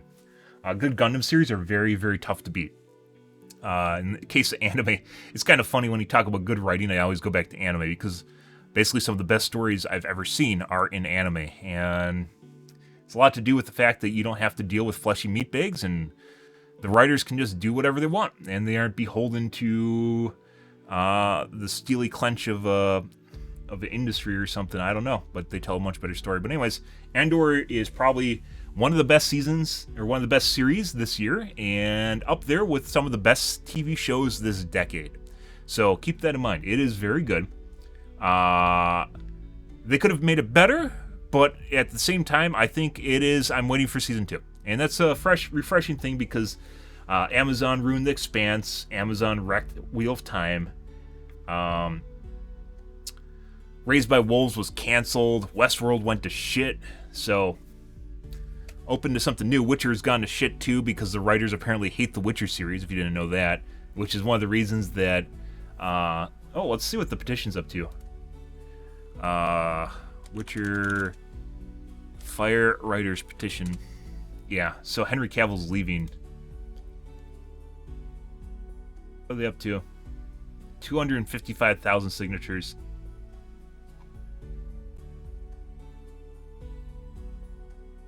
Pretty good. Pretty good, guys. Yeah, Witcher's done. He's in season 3 and he stayed for it, but he's not in season 4. It's I forgot his name. I think it's one of the Superman guys. There's a new guy, but basically he looks like a ladies' boy and not like Geralt at all. Kind of sad, but Witcher went to shit too after even season 2 was kind of, you could see some agenda coming out, political agenda, because I'm not gonna say which side because people trigger people. There's some very specific agenda that is in season 2, even though Witcher doesn't need it because it's very egalitarian, meaning it goes both sides. It's not just pro men or pro women. It goes both sides. And season 2 kind of started taking away from that. They had to insert their moments there and, witness birth. What was the series I just watched where they just had births in it just for fun?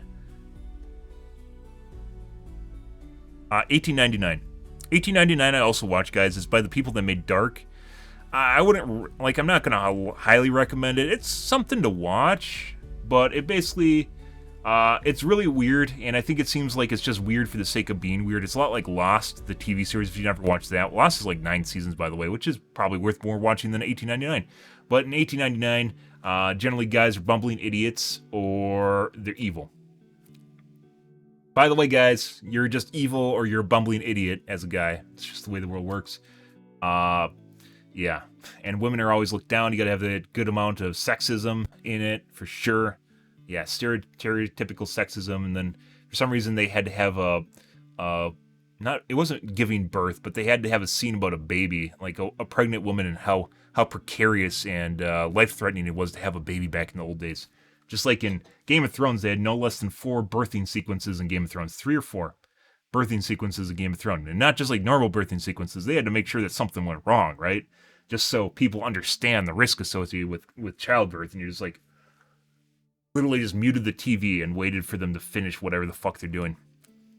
Yeah, 1899 it was a watch, but Andor I'd highly recommend. 1899 was, and Andor, they do a pretty good job of keeping, I don't know how, because it's a Disney series, they did a really good job of keeping agenda out of it, in my personal opinion. I don't think there was any notable mansplaining where then the guy just gets thrown into a chipper. There were some scenes where, like, one side was talking down to another side, but that actually deals with their character, not because of their gender. Yeah. Like, stuff that makes sense is, like, good writing. I don't know how they got it through. Like, it's just really good. I don't think there was any major agenda in the series. It's rare, by the way. That's incredibly rare, especially for Disney. Maybe it slipped under the radar or something, where the social compliance officers didn't find it.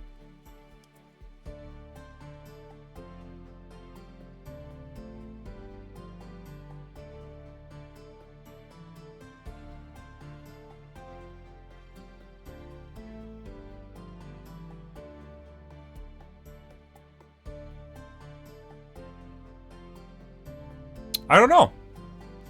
There's, okay, one of the couples, there is a couple in there that are lesbian, but it didn't really matter that much.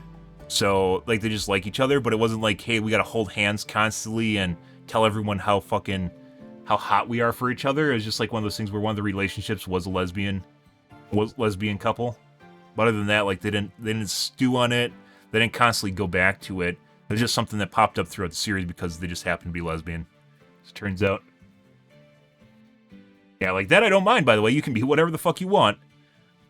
Yeah, social compliance officers, if you didn't know, a compliance officer is someone that makes sure a company is in compliance, like tax compliance officers. They make sure that they're in compliance with whatever it is. Social compliance officers make sure that, and make sure his companies are in compliance with social standards and norms right now, right? So basically, you give one person or a couple people free reign over your company to literally slide their dick in wherever they want. And like basically, if you can imagine a gender studies student that then becomes able to impress on the world their ability to, like, their views on the world, and it leads to some really fucked up shit. 1899 kind of had that you get that immediately. They kind of skip past it, but it still comes up. But Andor did a really good job. Like, like I said, there's a lesbian couple in there. It doesn't matter. Like, just in real life, I don't care. I don't care what your sexual orientation is. Most people don't care whether or not you're gay, straight, or bi. Whatever, right? That's just the way the world works. Whatever. Because you don't care if I'm straight unless you have a romantic interest in me. You don't care that I'm straight, do you? Is this a selling point for you? Like identity politics, right? You don't care because it doesn't matter. In the same way in Andor, like there's a lesbian couple in there, but it doesn't matter. They just happen to be lesbian, right? I don't think there is a sequence where one of the officers for the Empire is arguing with another officer of the Empire, and one happens to be male, and the other one happens to be female. However, the issue did not arise because of gender. It arose because of one person basically stepping on the other person's shoes or stepping on their balls, basically, is what it turned into. It had everything to do with ego and nothing to do with gender. Also very important. However, you could view it as arguably the guy was trying to mansplain to her, but I don't think so. Like, it doesn't come across that way. So maybe it seems like Disney and Netflix are implying this manifesto or maybe checkboxes onto the writers, and the writers have to somehow incorporate it in their work, otherwise they aren't going to get greenlit, is basically what it seems like. And you could potentially see that as the guy looking down on her because she's female, but it's not the case at all. It's like the guy is totally doing that because she's encroaching on his territory, and as such it's making him uncomfortable because it's a power struggle, right? Yeah, and it's nothing to do with gender. So, I mean, that's good, but once again, it's you gotta make sure you split things up. You gotta separate things, right? So that could be seen as potentially him looking down on her because she has a vagina, but not really. I think, like I said, it has some sequences you could potentially see as being agenda-oriented, but not really because they aren't brought up that way in the series. Let's see. You'll know what I'm talking about when you watch it. That's not spoiling anything, by the way. You'll know what I'm talking about when you watch it.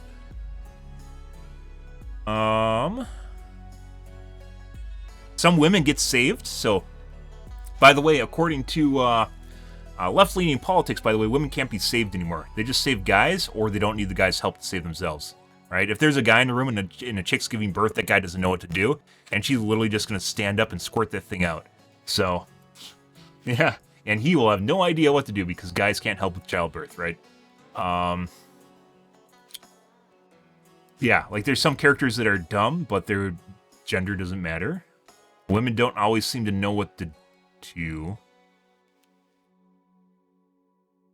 There are a lot of checkboxes in newer series.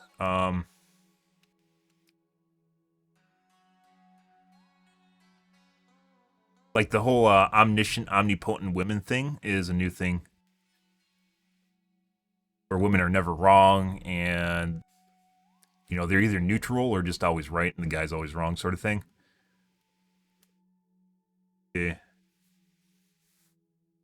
Were there any dumb women?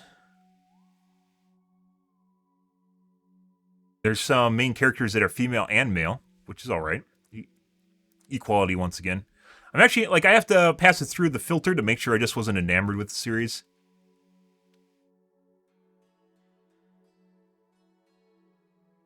I don't think there's any stupid women in the series, thinking about that now. They aren't always, like, correcting guys, though.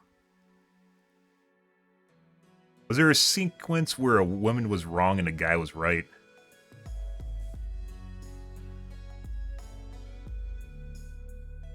No, I don't think there was. I don't think there was a sequence where a woman was proven wrong. There's sequences where guys are proven wrong, but they seem natural.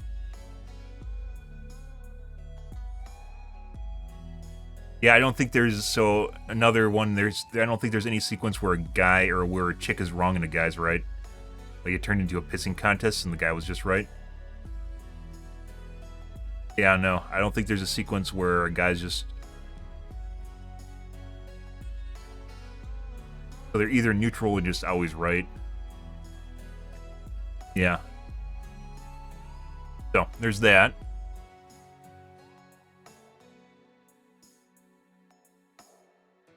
Not equality. Like I said, it's not about equality anymore. I'm very egalitarian, but stuff has not been about equality for the last decade or so. And I mean, not decades, 5 years. 5 years or so. It's been no longer about equality anymore.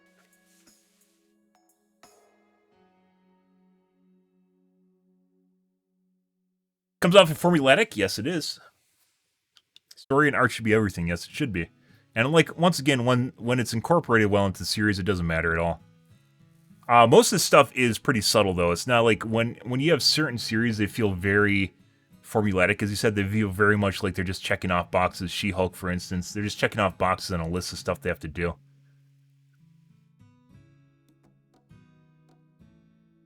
Last couple seasons of Expanse were ruined by this shit, by the way, when Amazon got their grubby little paws in it. There's some sequences like that in House of the Dragon as well. Fucking 4 childbirths, Jesus Christ. Normally you get maybe 1, right? Maybe 1, but we're like fucking Handmaid's Tale or something. Holy shit.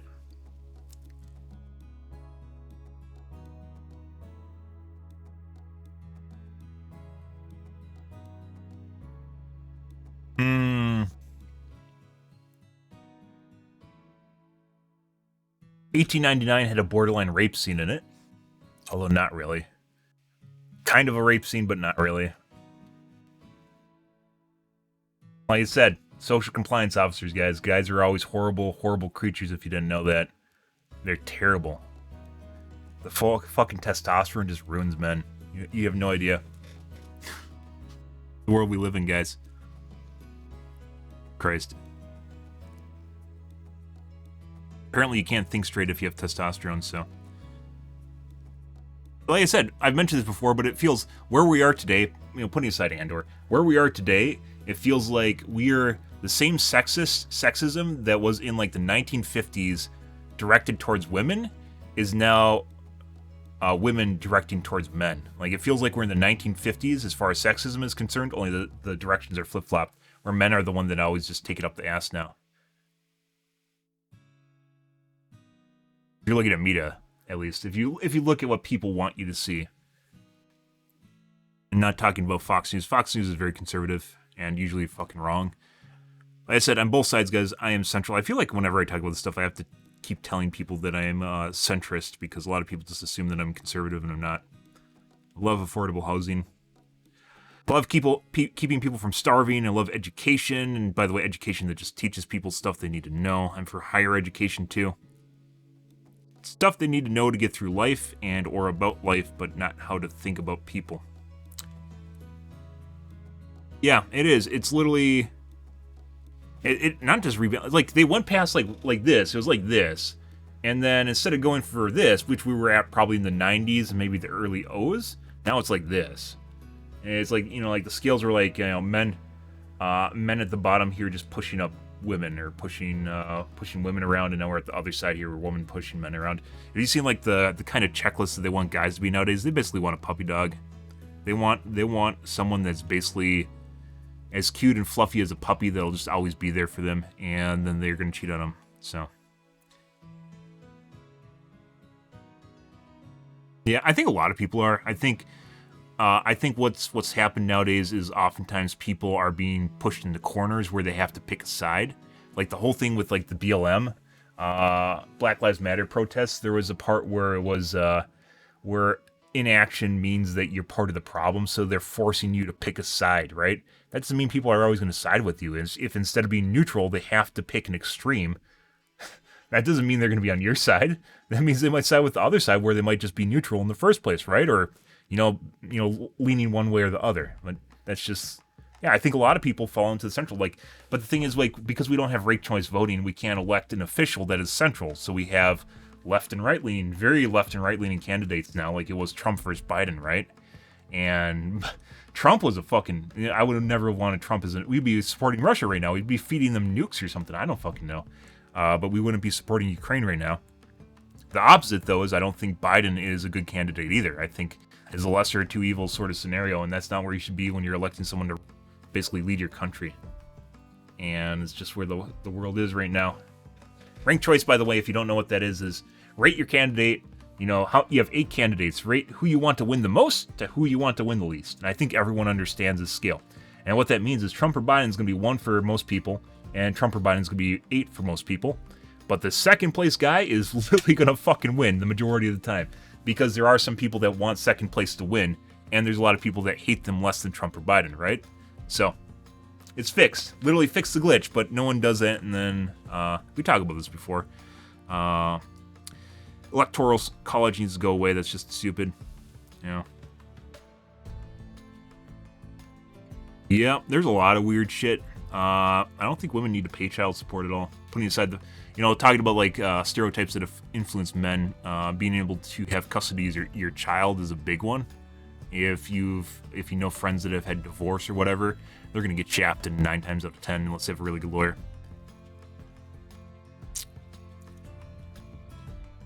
What do you mean exposed?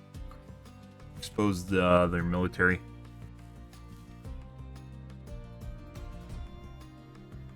Russia just learned that they can't do what they used to do in the 90s. They can't just steamroll our 80s and 90s. They can't just steamroll countries anymore because it makes Europe nervous because they want to be Europe, right?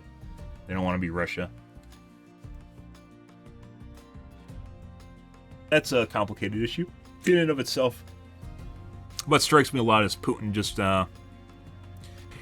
he thought he could just take something and he couldn't. And probably to restore the glory to Russia, right? So I don't even know. So, like, even putting aside, the horrifics of war, right? If Ukraine citizens became Russian citizens, would that mean there'd be a lot to lose there? Like, you're now Russian instead of Ukraine, but as opposed to fighting a war, is that a worse outcome? Then you guys start, like, thinking about that, right? Obviously, you don't want big countries consuming small countries, but at the same time, would they just be worse off if they're Russian instead of Ukraine? Especially if they made things more amicable, like they can maintain their autonomy for the most part and they just become a Russian state. Don't know. That being said, Russia's just throwing a shitload of people at Ukraine right now. The military, I don't know, they're sending like T-62s and old tanks that just explode and basically conscripting their population just to fight a war that they don't want to fight either. That place to be, though. Dysfunctional? Yeah. If you're coming at it from that angle, for sure. Russia is very much... they have some cool gadgets, but as it turns out, the majority of their army is not comprised of cool gadgets. They're just a small portion of their army is antiquated. Now, if it's China, on the other hand, invading Ukraine, there'd probably be a lot more to worry about. China's basically where Russia was in like the 60s, or 70s or 80s. Before the Iron Curtain fell. But I don't think China wants to do anything like that because China likes money. They don't want embargoes. They want the USD. They want the USD. I don't blame them. We want cheap Chinesium, and they want our D. So, it's a very egalitarian relationship, right?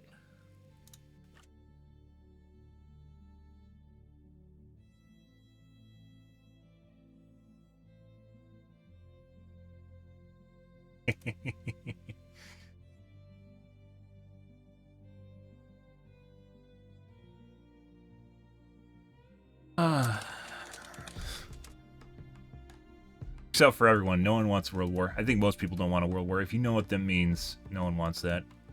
Kind of at a point right now, though, where we're getting generations that forgot what war means, and that's also a bad place to be. Because then they'll be more predispositioned to do it because they think it's just fun and games, you just win, and that's just the way. It's like people winning arguments. They think they just win because they exist. That's not the way it goes.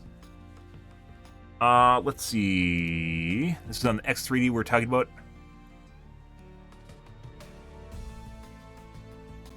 People just talking about stuff like motherboard prices, apparently buying flight tickets. It's totally the X3D. Anyone that's in a know. Anyone that's in know knows. But you don't need to buy a 7950 X3D. I'm guessing a 7800 or maybe the 7900 X3D will be very good. So, if they don't have a 7900 X3D, I'll be buying the 7800 X3D. There's rumors that they're only going to have a 6 and 8 core variant of the Vcache processors. And that just means I'll have an 8-core processor. So I'll go from 12 to 8. That'll be fine by me, even though games generally are made for about 8 cores now. And the extra 4 cores are just kind of used for system shit. Want that cash. 700 to 1500 X3D worth it? Yes, it is, but you should just wait for the... Wait 2 months, you fucker. Wait 2 months. February is like literally right around the corner, guys. Look at this. Look where February is. 3 months. Beginning of February is like 2 months because we're at the end of November, beginning of February. It's like 2 months away. Just wait.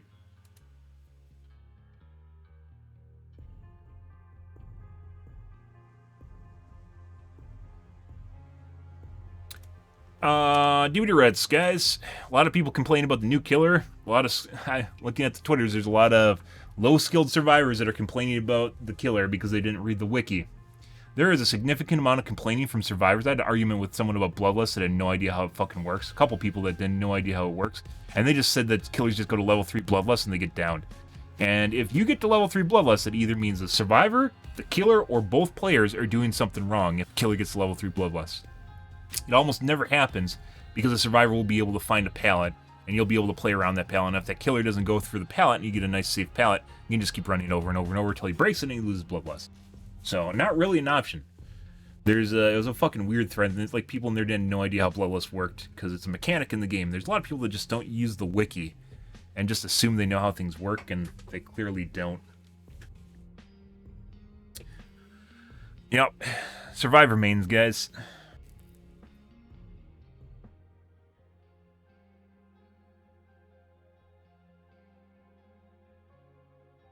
Bots teabag you if you try something stupid.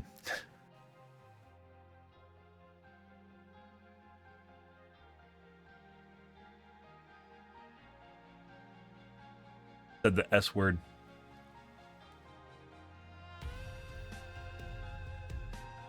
I think I'm just going to call sympathizers, like female sympathizers, I'm going to call them toe suckers from now on. I think that's a pretty good compromise. By the way, if you have a loved one that enjoys having your toes sucked, good for you. But that's generally like the degraded level you have to be at in order to touch a woman's feet, and that's what gets you off, is kind of, I think, kind of down there. I don't know what's another good word for sympathizer. Someone that just like mindlessly throws away their own freedom to pursue someone else. No care in the world for who and what they are. Good. Okay, we're gonna move on to the Overwatch, guys. We're gonna play some OWs tonight. Obviously, late stream here, guys. We're gonna play some OWs regardless. I had a relatively long podcast regardless. It seems like every day when I miss, like, if I miss a day, like, my podcast just gets like twice as long. It doesn't even make sense. Try to keep you guys up to date with reality, right? Also took a nap, that probably helped too. So I'm fresh, relatively fresh.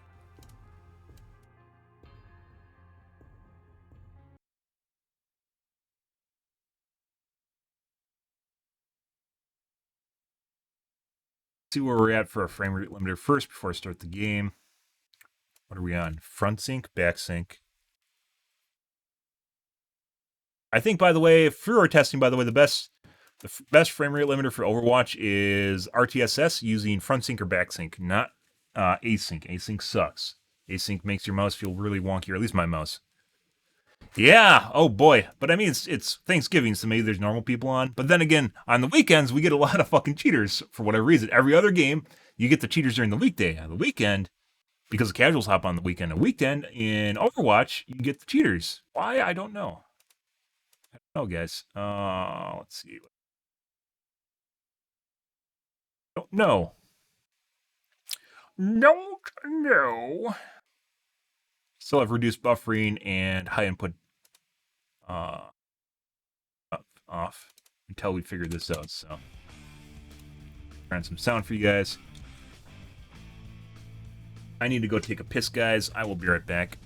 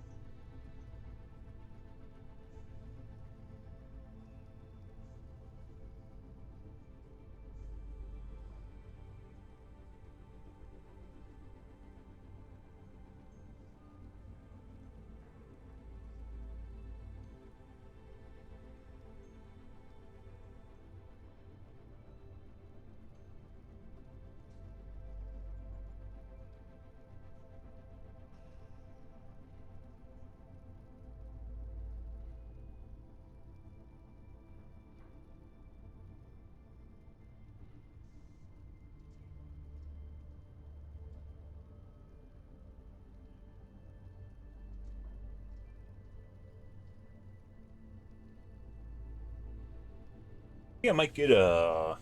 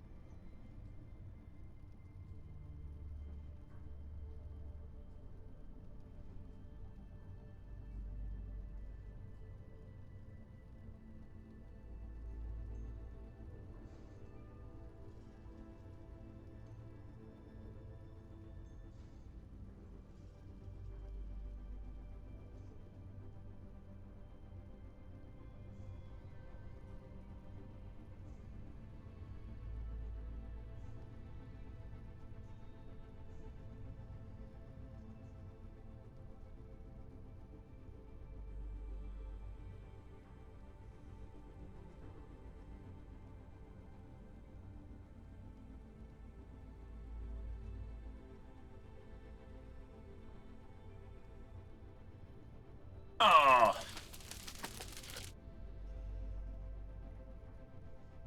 You got these sugar-free packets. You can find them next to the soda. It's basically like Kool-Aid, but it's not Kool-Aid. This one is Hawaiian Punch. I actually like the Skittles ones. Are actually really good. Surprisingly, you wouldn't think they would be, but they're actually really good. Sugar-free too.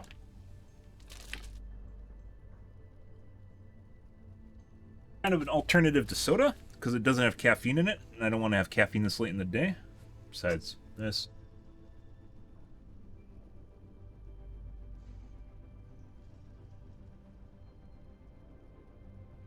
For a drink. Ah, double XP matchup. Wow. Wow, guys.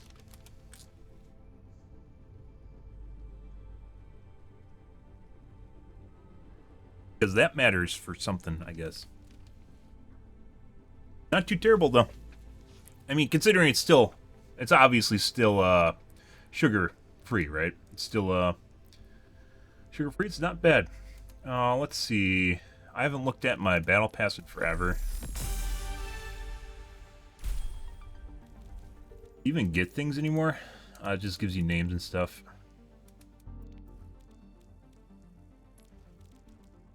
Guess we finished the battle pass at one point. Now we're on prestige levels, I guess. Obviously, this is 200 levels. So probably not going to finish this. We'll probably get a couple more of these, though. Gives you a title. Wowee! It's like showing your prestige without showing your prestige, guys. Wait. Whoop. 2 times are about normal. Oh my god, Sanjo!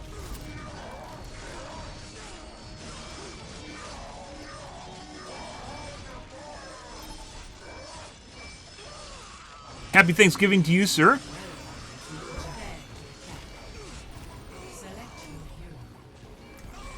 Mm-hmm. 32 months. Good.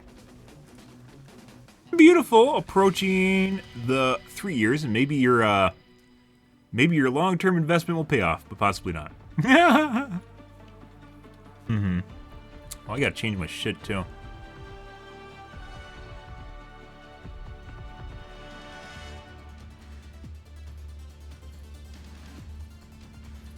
There we go. Never pay off. Shit. Shit. You stand up here. I hope to put up a fight. I am empowered.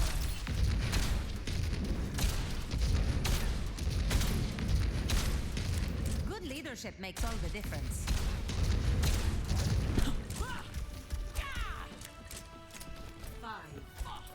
Good. Losing on FTX? No, I don't use FTX. Up and away. Where are our DPS? There's... No, it's Nano. One.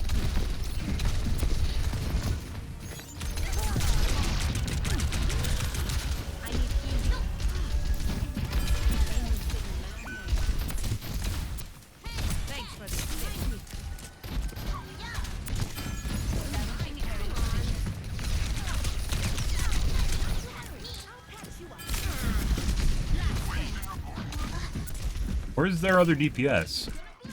Oh, they have a Widow somewhere. Here's their Sombra again. Mm-hmm.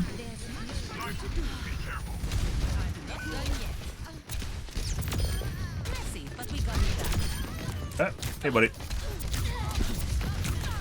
Bye.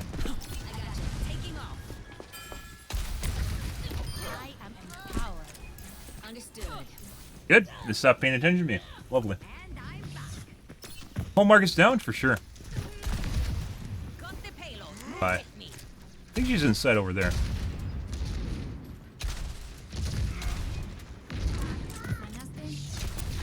Not.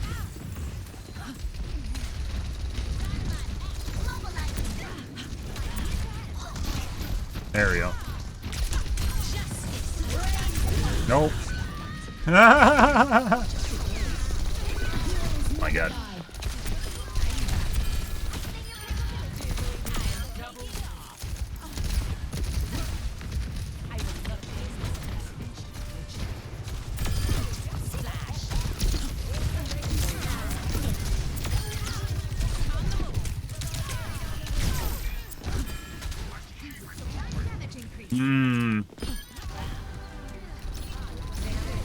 That's at the top. Let's get our payload. Repositioning. Guess I'll go back. Sit on the payload. Be really one of the tanks or one of the Move with me. one of the healers doing this now.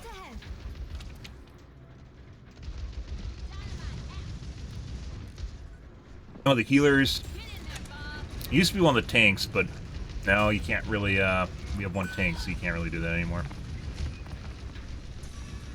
Let the Kitsune guide you. Not on my watch. Over there. Over here. Establishing aerial position. Moving the payload. Thank you. I am empowered.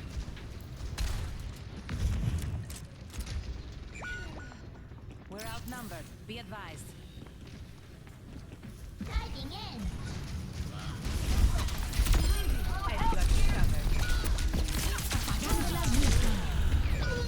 Hi, Mercy.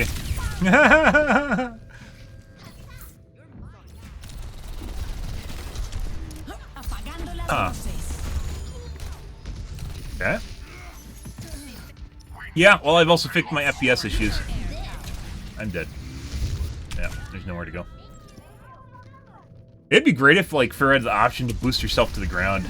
Like, to shoot your concussion missile in the air and just blast it or something and push yourself down.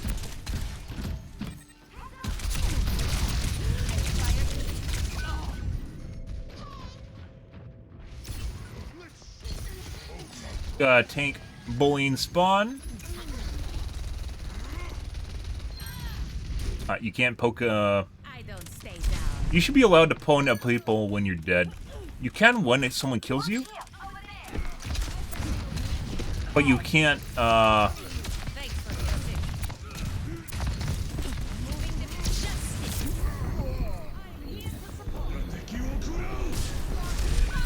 almost.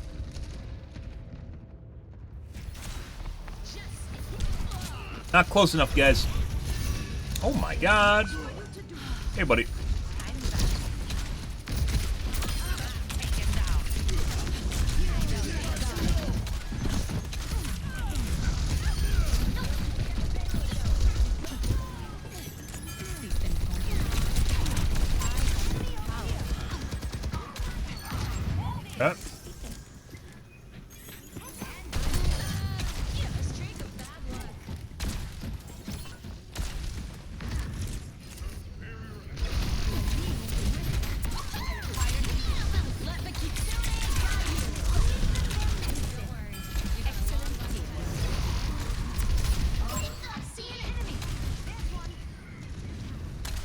Bye. The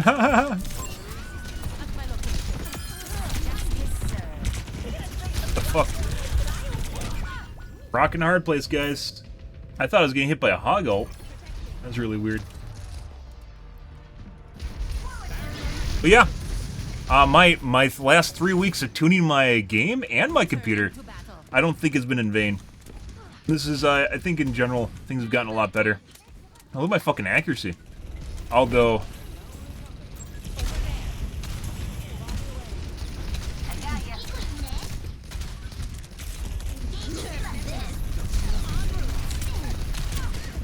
Almost. She was literally at 10 health.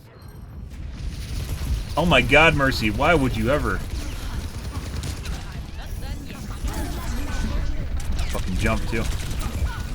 Jesus fucking Christ. Lots of ults. That's kind of weird. Good. Usually our first game, though, our accuracy is really high. I don't know why, and then it goes to shit on the second game or third game. Not sure why. Like my computer heats up or something. But my FPS doesn't really change, so...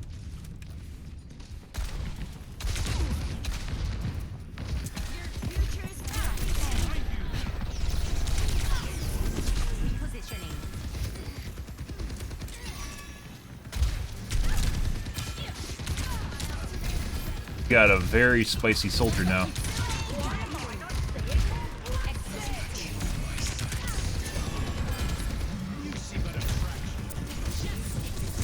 Hey, buddy.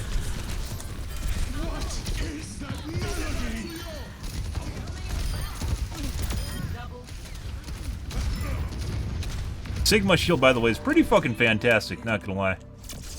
Comparatively to, sit on the cart for like half the game too. Comparatively to like, oh, she has a fucking gold dildo, guys. Oh my god.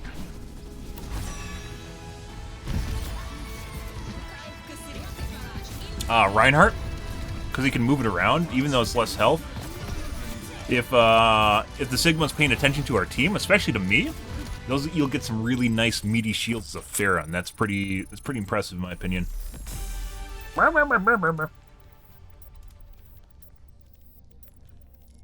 Like I said, really weird. First game of the day, have great accuracy, and then it goes to shit. Definitely makes it feel like this game has not a skill-based matchmaking, dynamic difficulty adjustment, where you get a nice game in, and then it's like, nah, you get to suck for the rest, so other people get to have fun.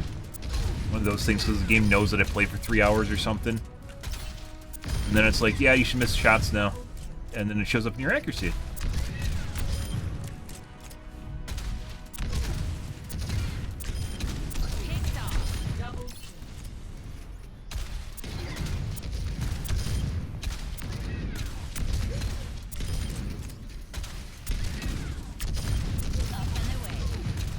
And we get some really, like, towards like the 3 AM and 4 AM hour, some nights we get some really bad games. Either my skill drops off, or we get cheaters. Lots and lots of cheating. And it gets really bad. You get some pre-made cheat squads. Where you just instantly explode. No.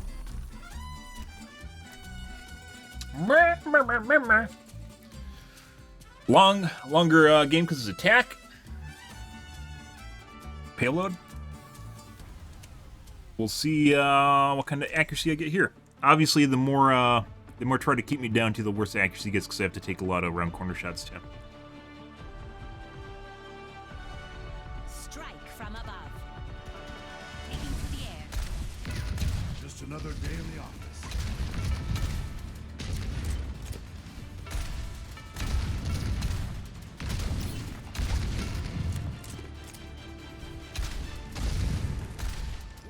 That one felt like it went through.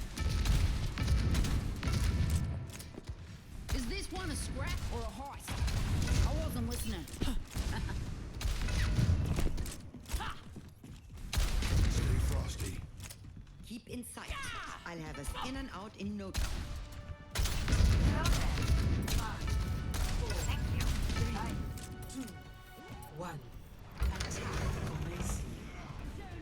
Increasing altitude.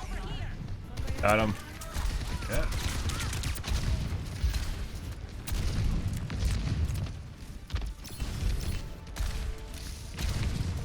I need healing. Yep.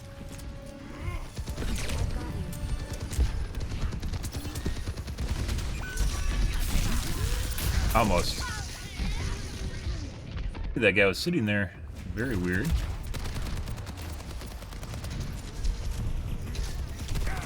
He got shot. Shake it off. Mm-hmm. Up and away. Hit him again? We did. And now we gotta go heal again. Get over here.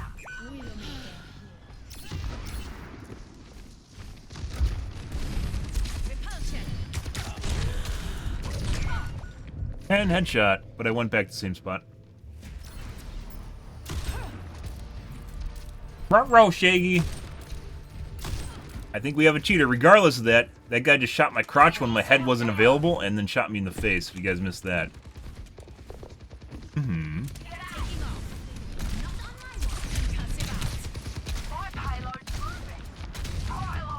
We're in line of sight the Widow. Might try to jump shot me.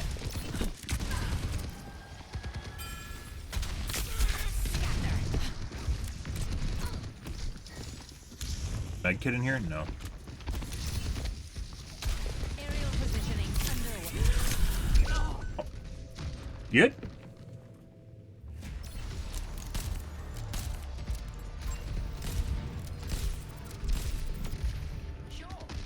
Mm-hmm. Returning to battle. Good.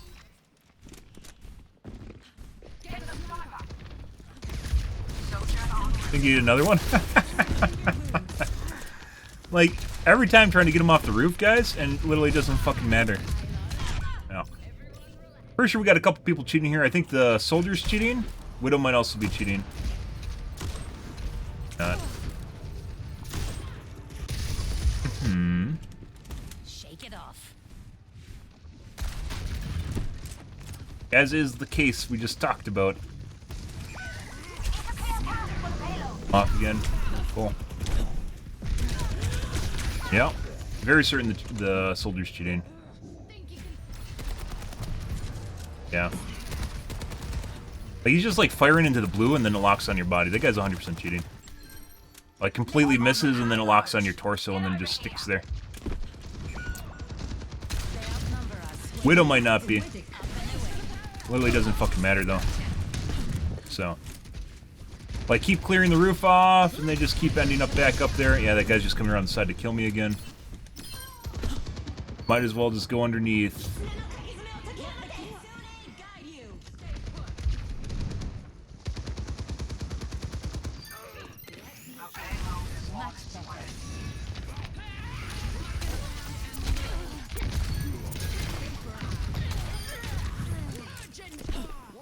Establishing aerial position. Concussive out.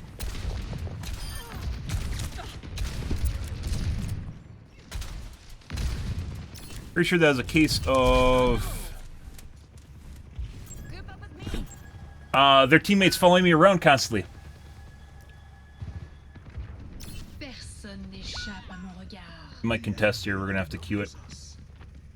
Yeah. Rains from above. Uh-huh.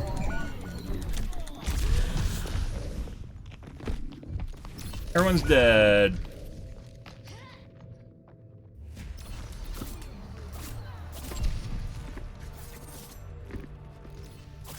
Does she have an ability that allows me to see through me through walls, or is that Widow? Skies await. Payload stalled. Get on it. 30 seconds. Increasing altitude. I need backup. No. Good. System repair.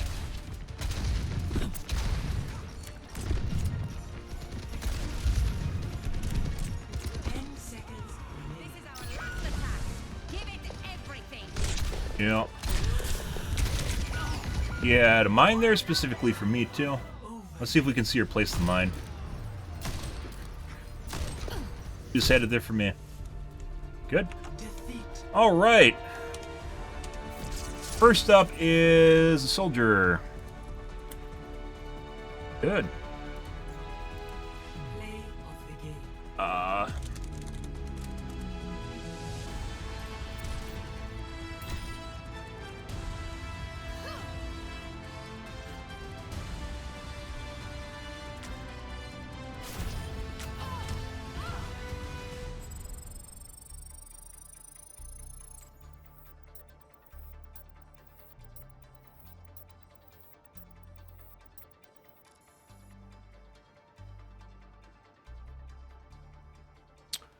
Then Widow.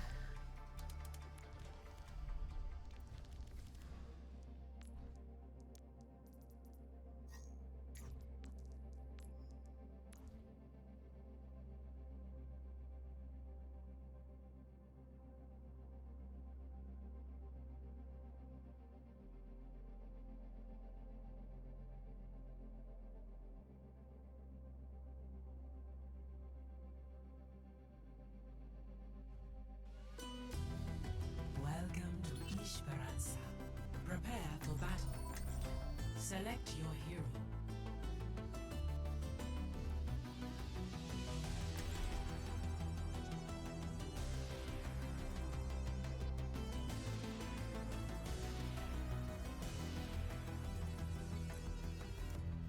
Alrighty. Good.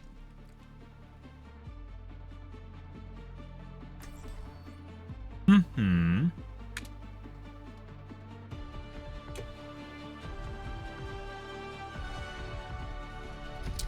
Possibly, maybe was able to do that if we killed the monkey. Might have been able to kill the monkey at the point and salvage that. Still wouldn't have mattered though. It would have just been more of the same with hit scans that have insane aim. Just sitting on top of walls and shit, just shooting everything that moves. There's no way of dealing with that. That's like one step away from sojourns that just click your face all the time. Even though we're playing against plats and golds, by the way. You know, the usual. Good. Like I said, first was a good match, and then we played against that shit, whatever the fuck that was. Hey, look, people that miss shots. I like people that miss shots.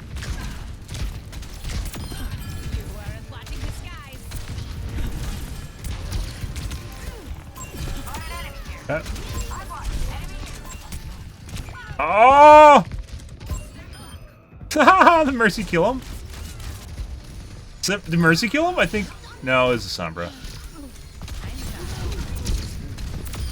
Messy, but we got it done. Hey, look, guys, we don't instantly get gibbed by hit scan. Wow. They had a Soj too, although Soj isn't technically hit scan with their mouse one.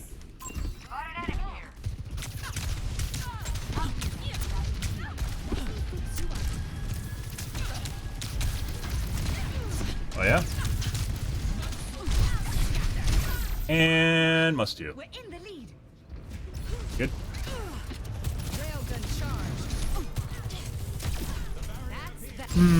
Do we get a toggle? Making another approach. They've taken the robot. Find out. You get a nice one meaty wipe, and then things get kind of weird. Same character, On my way. same player. Stop the robot. They're moving the barricade. Hello there. Got an enemy here. On my way. I will not waste this opportunity.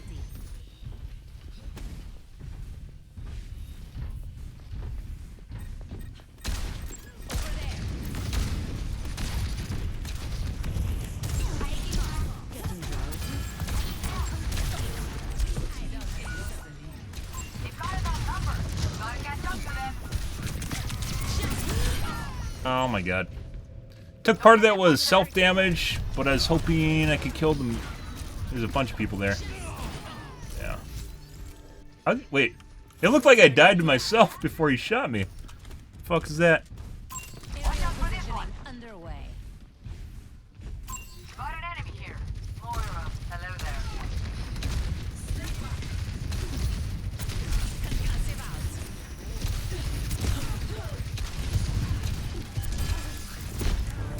Time to put a stop to their efforts. And railgun.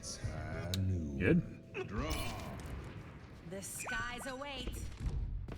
No kill cam. Repositioning.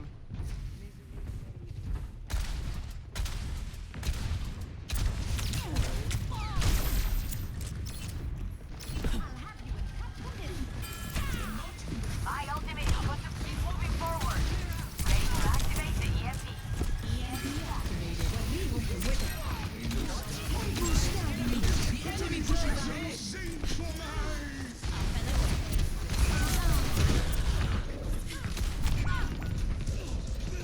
We get some togglers? We get some toggling? What do we got going on here? Maybe not. All systems nominal.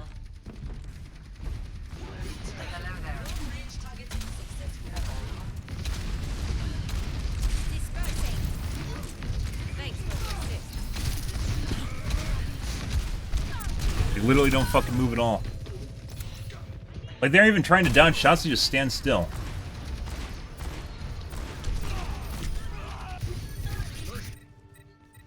Shake it off. Uh-huh. Take it off.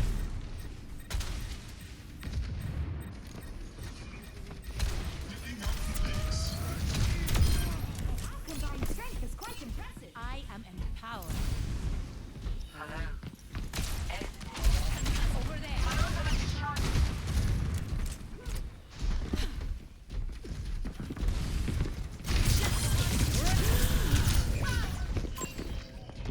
Oh, she's full health now.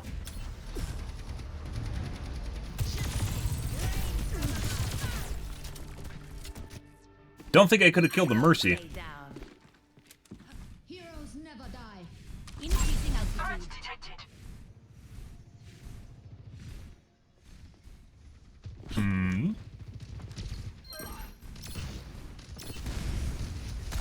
They had a really fucking annoying Mercy. Look at that shit.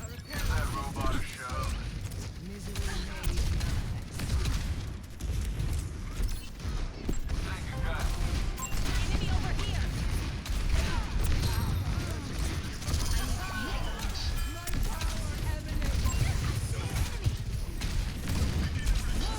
Establishing aerial position.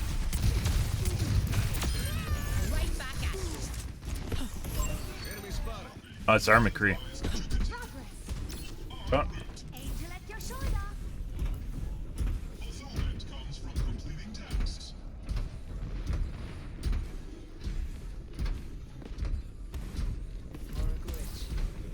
I will not waste this opportunity. I was wondering where our horse was. This ends now.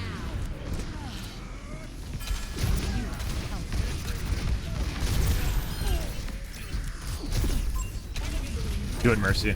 Do it. Do it.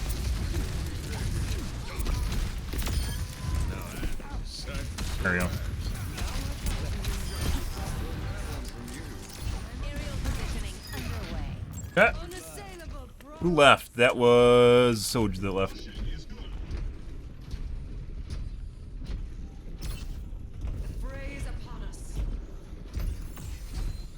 By the way, something that really fucks with people that are using an aimbot is when you take cover behind something and periodically peek.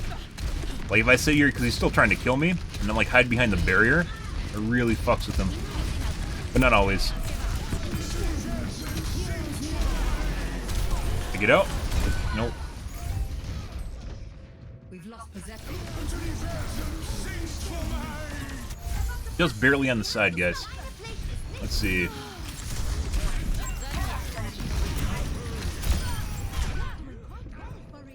Hurry-ha!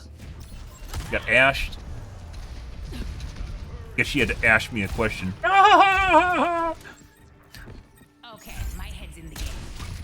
Claiming the robot. Up and away. Come here for healing.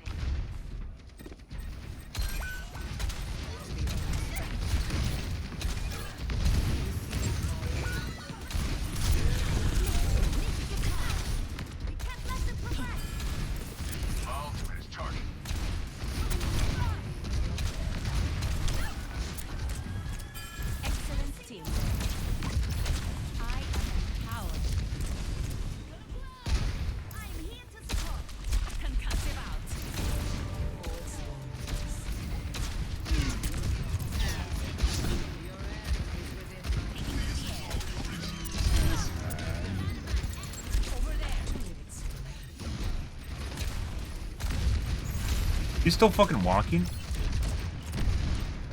No. I require healing. Barrage ready. She's a knower! She's a fucking knower! They've taken the robot. Oh, I wish I could have seen that Ashe.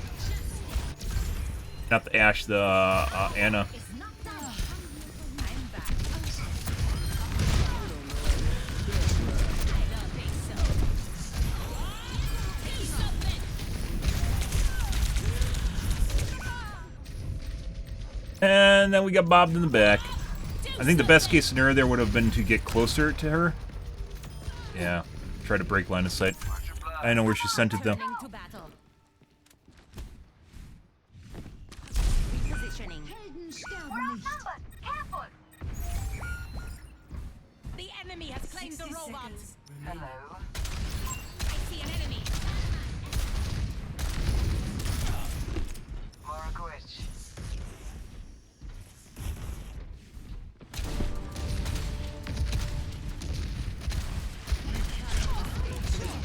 Aerial positioning underway.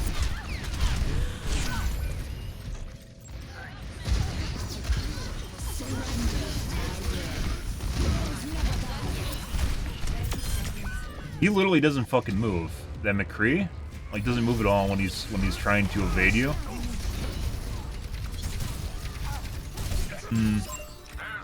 Always more to learn. Enemy has him. 10 seconds remaining. Uh oh.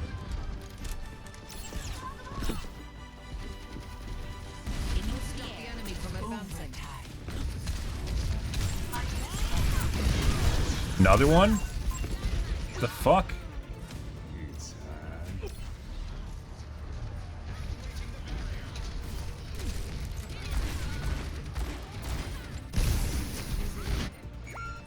Hey, Good? where's everybody?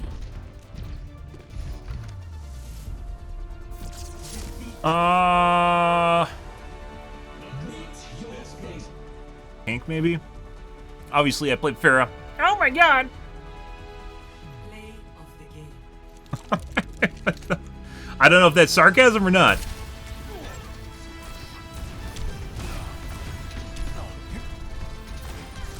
I think this guy might have been cheating, but I don't know. He definitely misses some shots. So.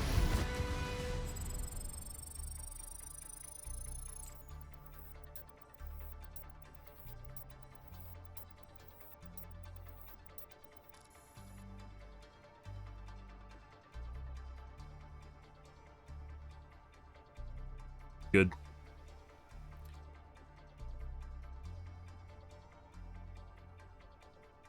Mm-hmm.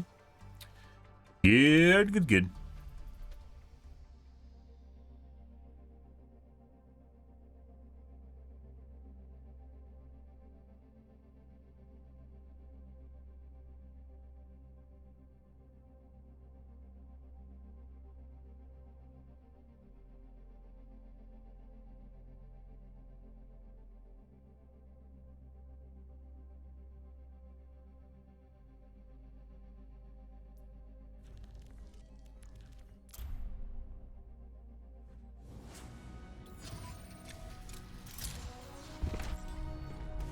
Strike from above. Up and away. Accuracy of that game, pretty poor. Not that bad. Not super amazing. We have spent a lot of time getting line of sighted on the mainly the McCree. The Ashe is also doing work at the end of that, but we didn't really get to watch her. Triple kill. Multiple hits confirmed. Yep. Arriving at watch point. Gibraltar. First game we did really good on. Second game, we had cheaters in it. And third game, we got pooped on again.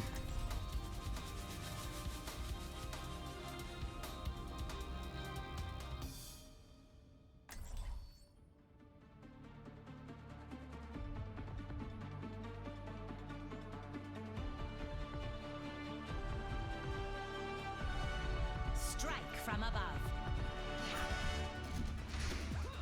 If you ever need help, just fly to me, Angela. Aww. Want her to suck your dick, Pharaoh? That's what you're after, aren't you? That's what I'm going for. Smell it. Make sure you're ready. Who knows what we'll find out there.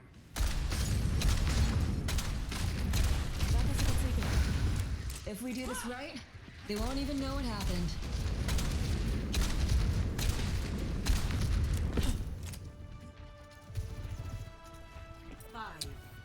Good. Get one shot, guys. No. Not far enough up.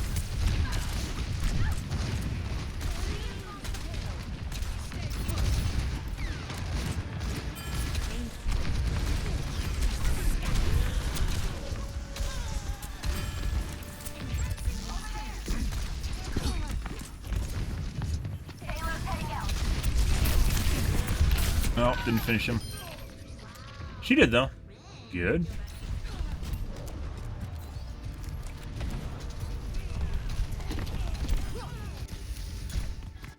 Melee? What the fuck killed me? Another approach. Increasing altitude. We're on our way.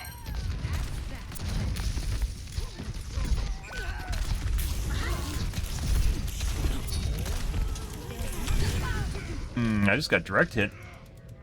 Good.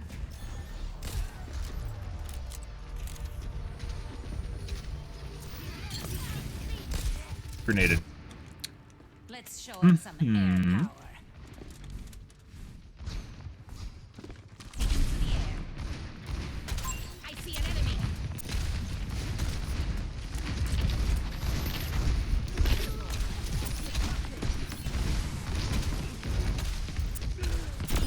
You don't have to thank me.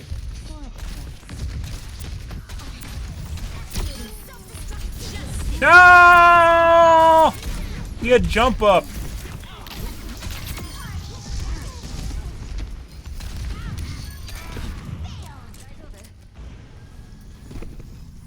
My ultimate is ready.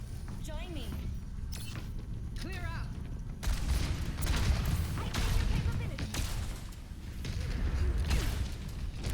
Establishing aerial position.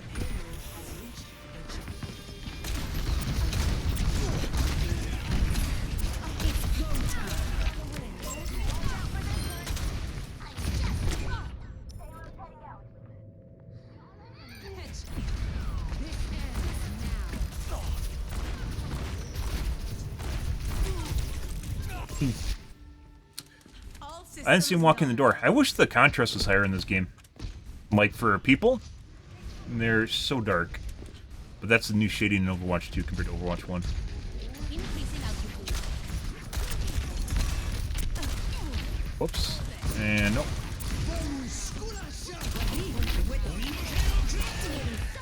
Good.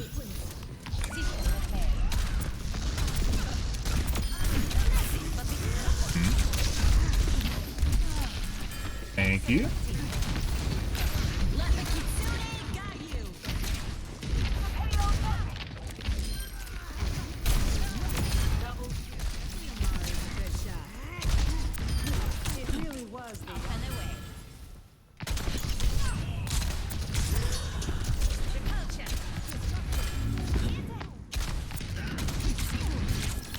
Oh, no.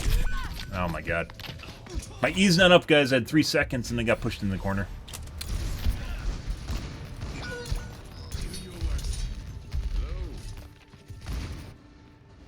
I don't stay down.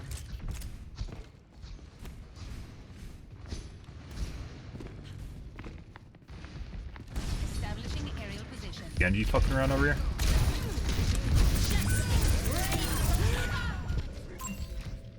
That's not who I wanted. Did she, bong that went in? She did. That was theirs, right? Always more to learn. Hey, What I was gonna do? No, that's ours. They don't have a Kiriko. Taking off.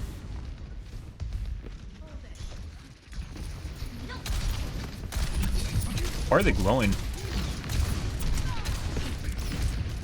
Dispersing.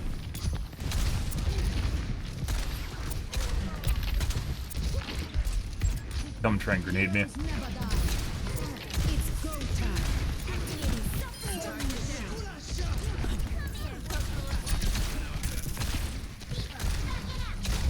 Increasing altitude.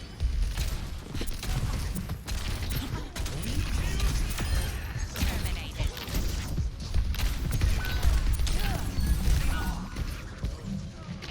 That sucks.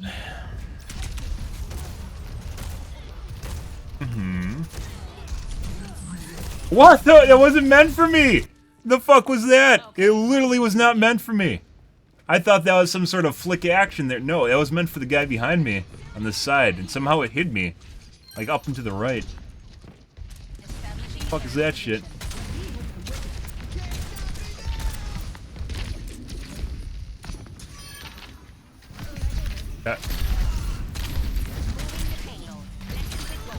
Cybernetic innovation at its finest. I need to assist. Excellent teamwork. 5.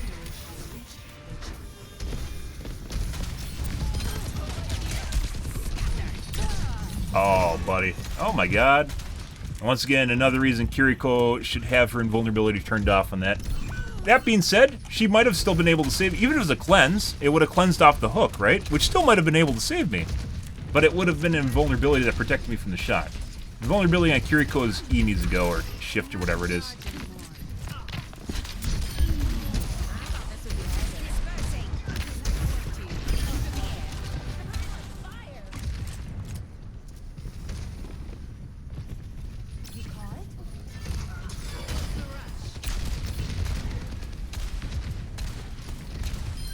I'd stay down. Give them their medicine.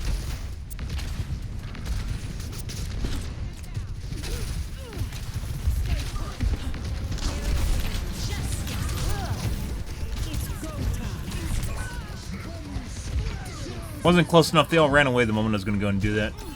Oh my god, Mercy. What are you doing? I stay. I didn't even time to get off my E again.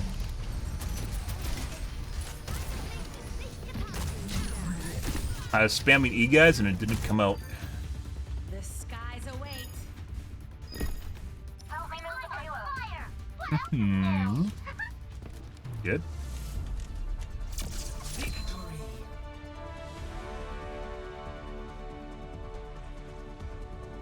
Pretty good accuracy again. Relatively good. Direct hit should be higher. Oh my god, is that latex? Oh, hot.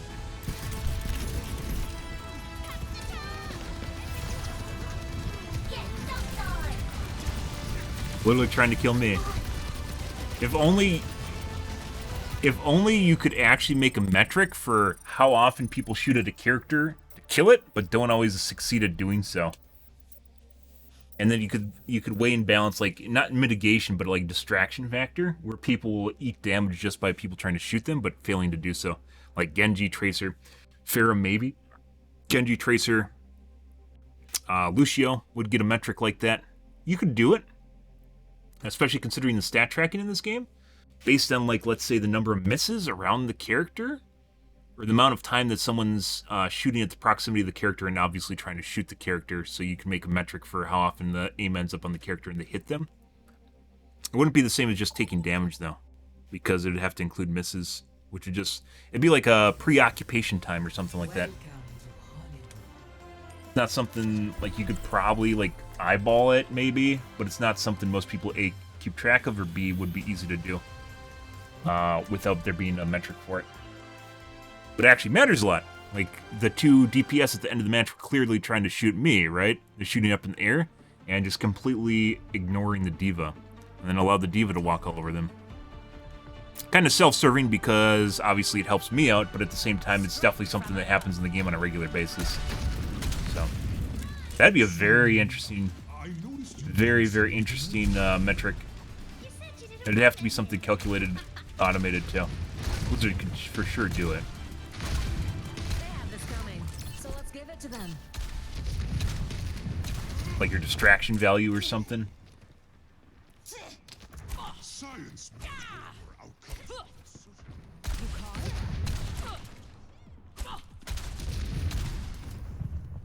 I haven't killed any Mercies today. Need to kill some Guardian Angel Mercies. 5, 4, 3, Aerial positioning underway. attackers incoming. Defend objective I miss being able to bop tanks. That's not good. Down the wrong side.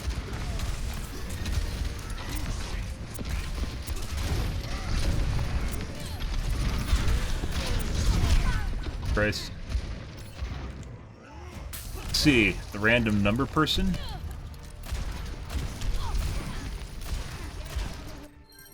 Eh? Time to kick some tail. Establishing aerial position.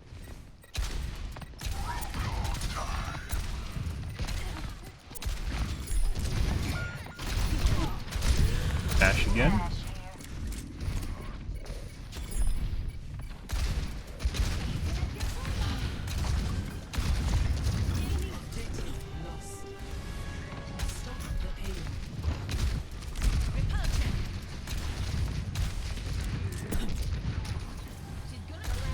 Excellent team.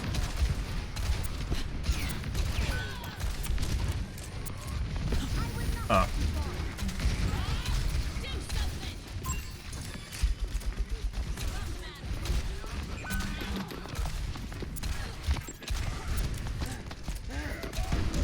Just shot through him. Can we kill the Mercy?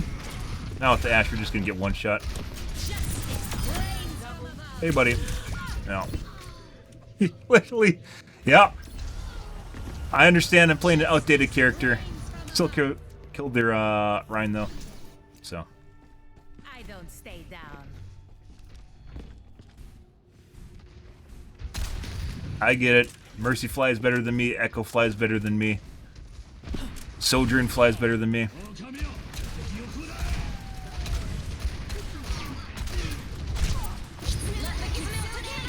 Never die.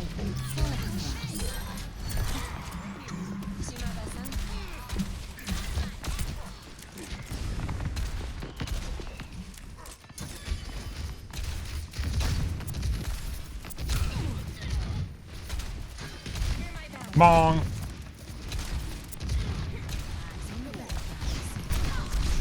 Oh, he has a bone to pick, guys.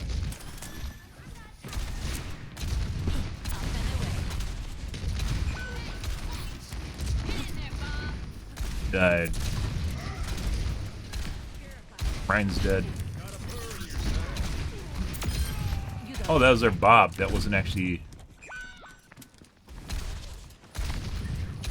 I think that was a McCree switch back. You're there. Ash is the new McCree.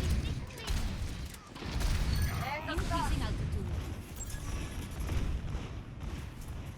altitude.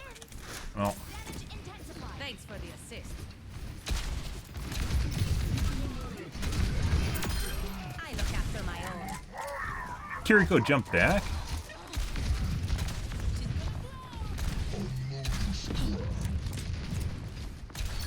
Piggy's in deep. Positioning underway.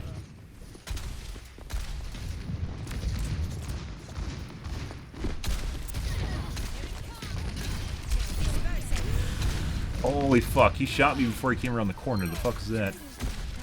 Latency? I am power.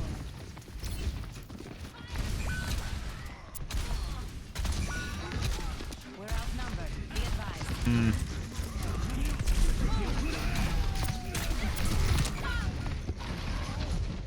I see. This Hanzo hasn't hit shit all game. He just hit both of his. Good. Making another approach.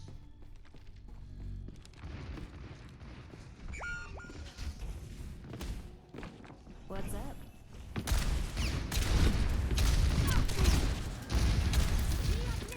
Thanks for the assist.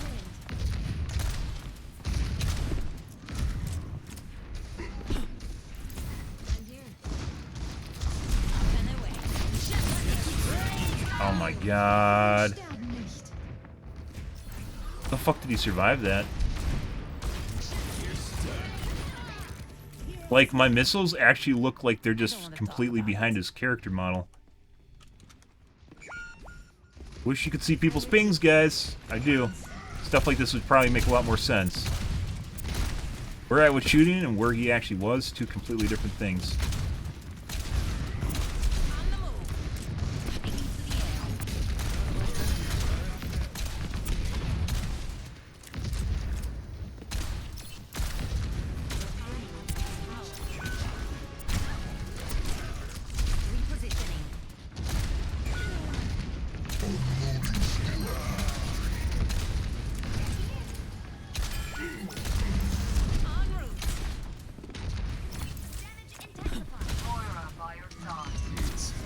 Oh.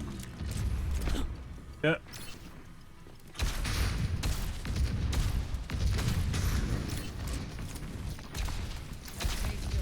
I will not waste this opportunity. Repulsion.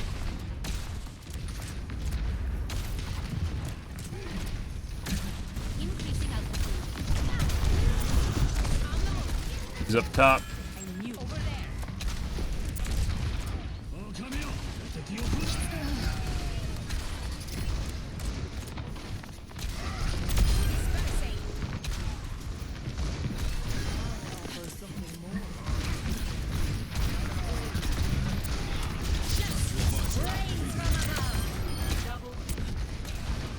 Bye, Ryan.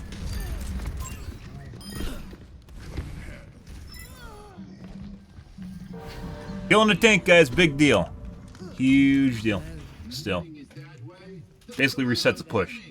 Unless our team is, there's no one left. Up and away.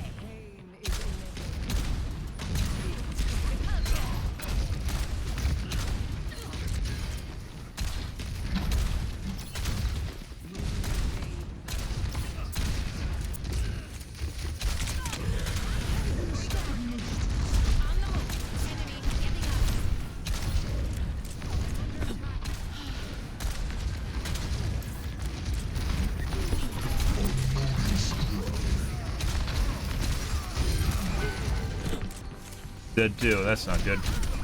She's gonna try and res him.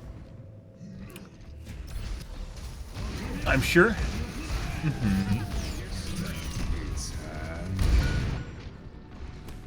That's not good. Surrender to my will.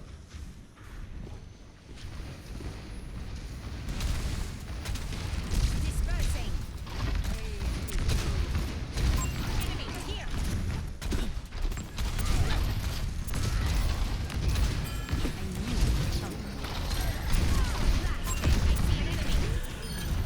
There we go.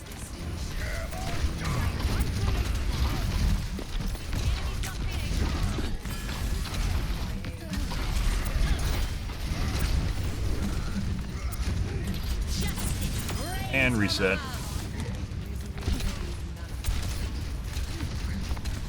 Literally lose. There's a lot of people that don't understand offensive pressure because it's not a stat, but they kill. You lose their tank. The tank's such a powerful unit. As long as they're remotely competent, they lose a lot of their offensive pressure. Yeah, Diva now though. It doesn't matter if they aren't really. I guess they are kind of DPS, so they are DPS, not just kinda. This fucking McCree is super fucking hungry. Yeah, they have great cover though, and occasionally good heals. Okay, I guess I'll eat this med kit. Thank you. Taking off.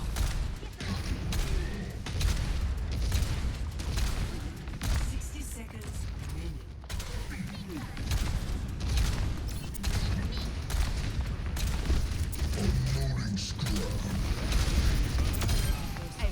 Enemy here. Concussive out. Establishing aerial position.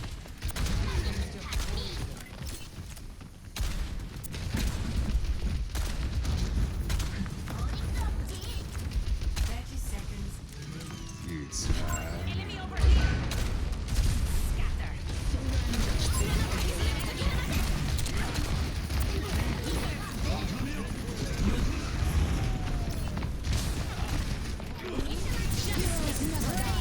There we go.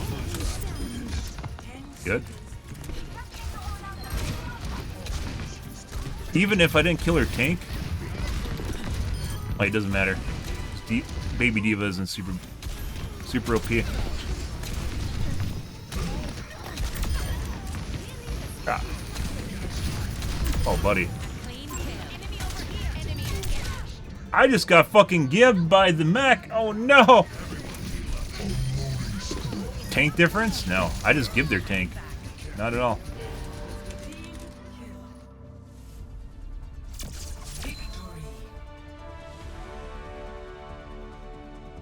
Uh-huh. Tank diff? Yeah, that's because they exploded their tank multiple pushes. Yeah. This guy possibly cheating, don't know though.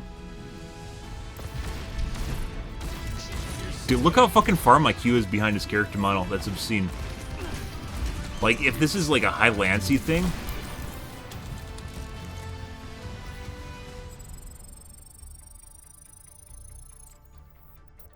Game told you people's Lancy. Okay, I need to take a piss, guys. I will be right back. Moment. I can barely think about eating food. I don't know what I'm going to have for dinner, though. We're back, guys.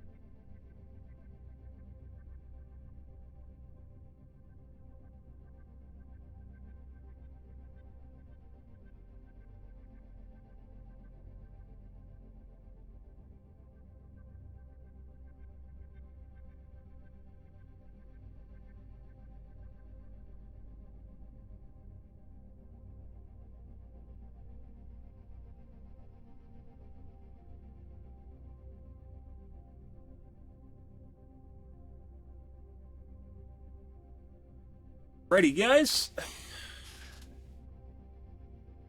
Good. Let's try changing up our limiter. A lot of people, by the way, lost money with the FTX thing, though. I've never used FTX. Going back to talking about Bitcoin earlier.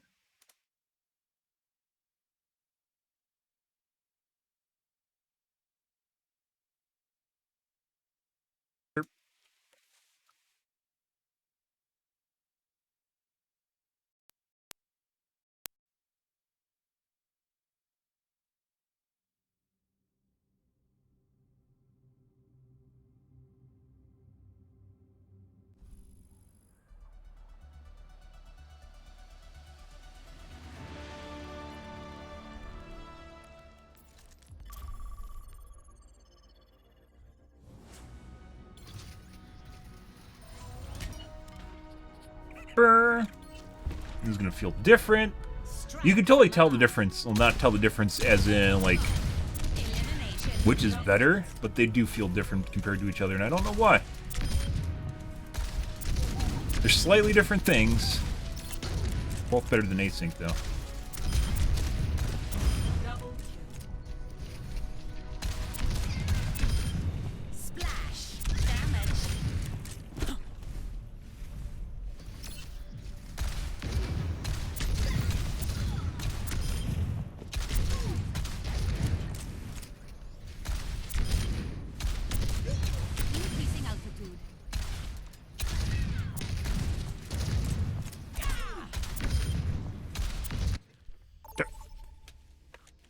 Yeah. Traveling. Ickenwald. Prepare your defenses. Ecor Icken? Select your Ecorenwald? Unit players are usually cyber cafes.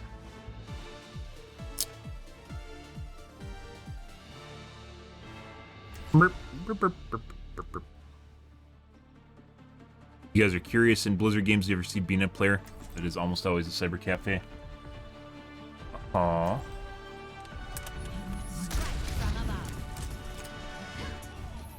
Hello. Take care of each other out there. Mom. Aerial positioning underway. We must all find a cause worth fighting for.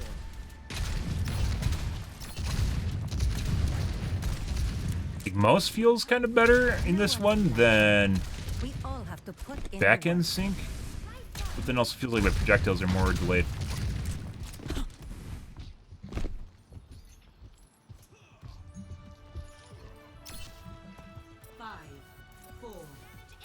Thanks for the assist. attackers incoming. Yeah, we're literally just talking about that. Spits. I love spits. Or spits. I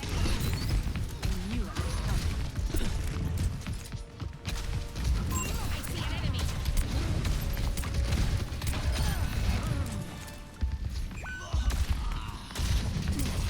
Love my spits. Echo. Enemy over here. Over there. I need healing. Fucking hear her. I can't fucking see her though. There she is. Fucking Christ. She just killed a Mercy too? She did.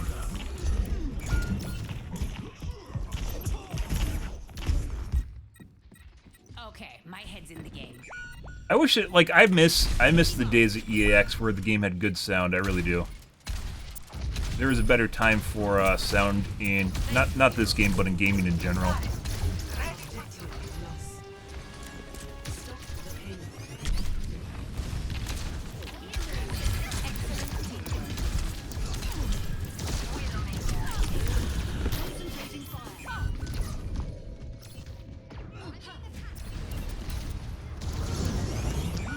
Do we have a cheating echo, guys? We might. Engaged. Making another approach. Very interesting.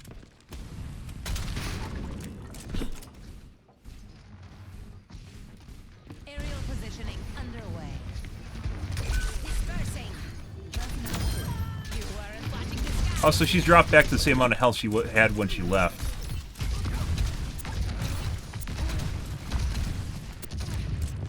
I guess I killed her? She had low health when she transformed? Well, I think I can assume, because I can't one-shot her. So I'm not exactly sure how that works.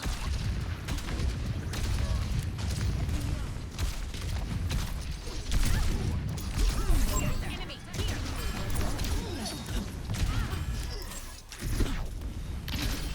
Increasing altitude. You're far enough. Get in there. You better stay out of range. Blown away.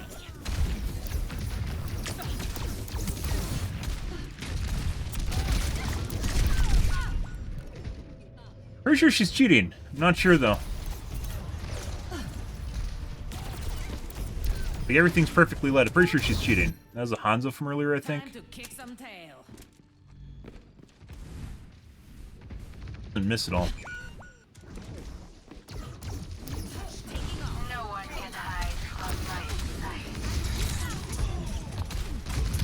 sight. Did I get her? No. And then insta-kill with headshots.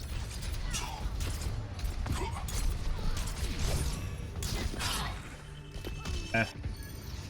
I don't want to talk about it. Bad time to ult, but I thought I could kill the tank because we don't have any pressure left now, so. Run away.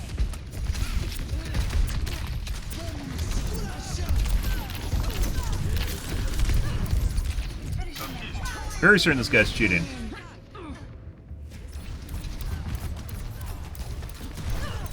Like, always perfectly led. You know, all the time. I don't stay down. But Echo's just a better Pharah, so nothing new there.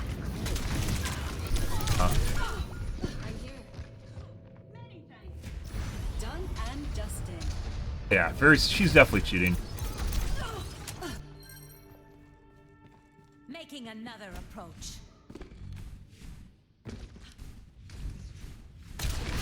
You can see her like pre-aiming me through the fucking wall. Yeah, she's just being fucking obnoxious.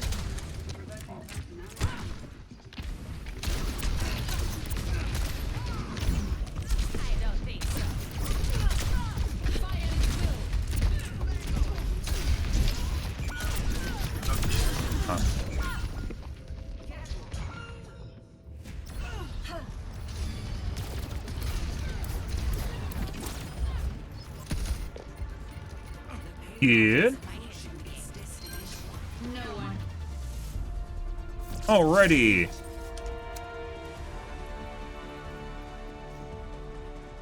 Might as well take a look. Ah, top 500. Ah, master.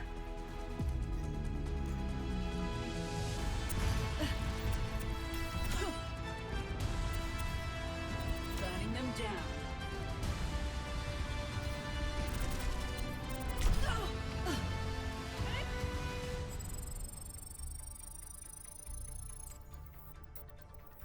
Second, guys.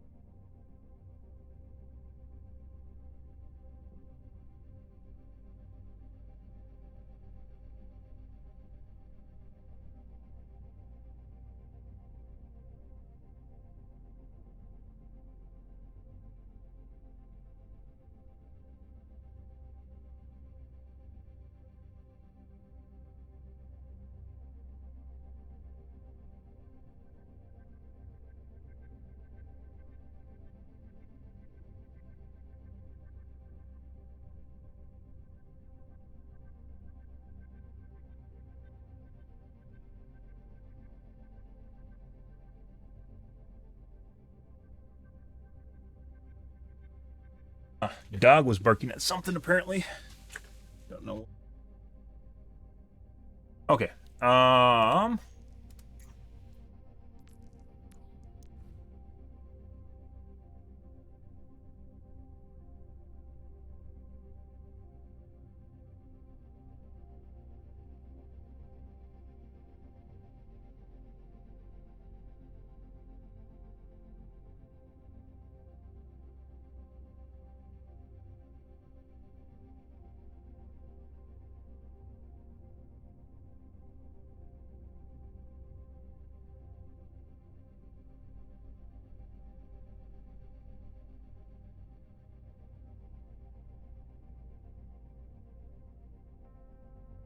Good shit. Next game. Fuck.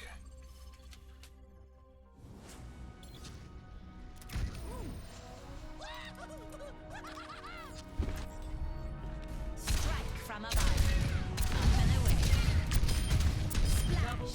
Mm-hmm.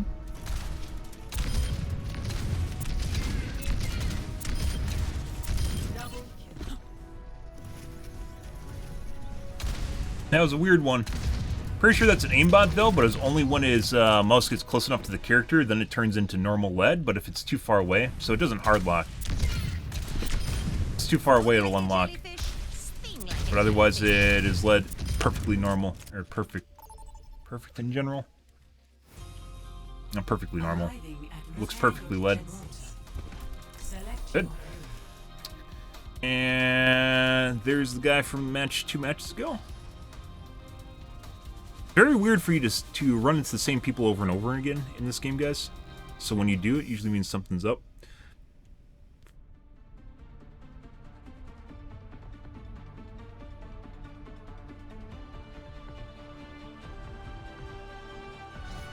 Strike from above. You know, Freya, it's not a sign of Freya! weakness if you take it easy sometimes. They changed the pronunciation of her name. Like for the voice clips. I swear some of the characters before called her Farah. Oh, I live for this. I guess they have to insert the correct pronunciation to be politically correct. Everyone's politically correct in real life. Mm-hmm.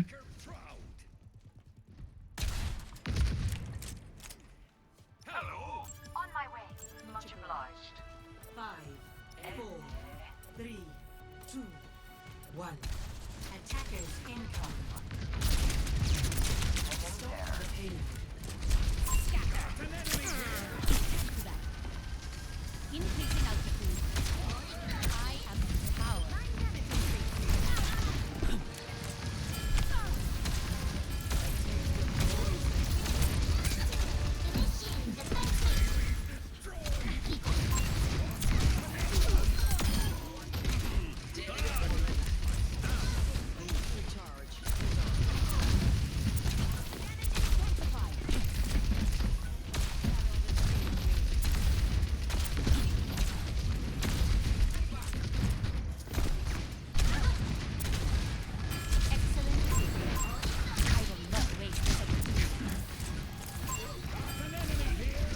Yeah.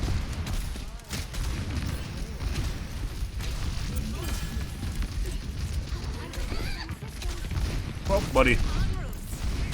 Just waiting to eat me.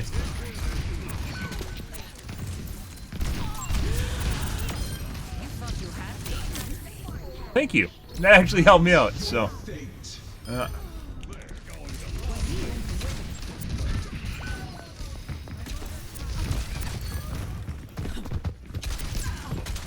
I fucking hate how dark people are.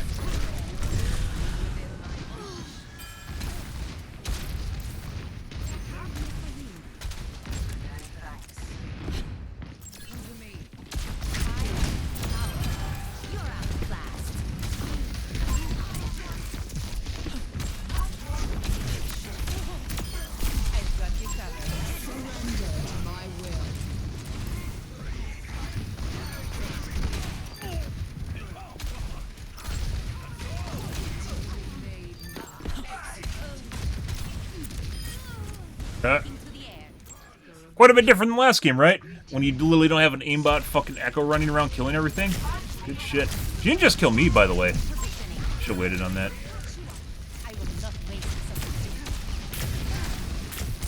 Their entire team got killed by that guy.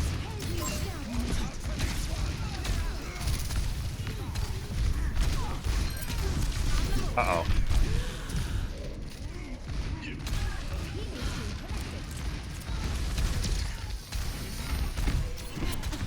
Cry, you're killing a Mercy. You know how hard it is to kill Mercies?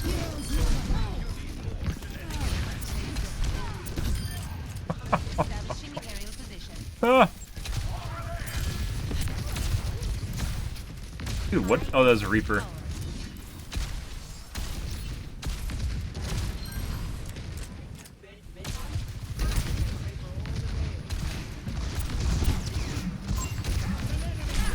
Oh my god. Hey, buddy. Oh, holy shit. I'm pretty sure I was dead just now.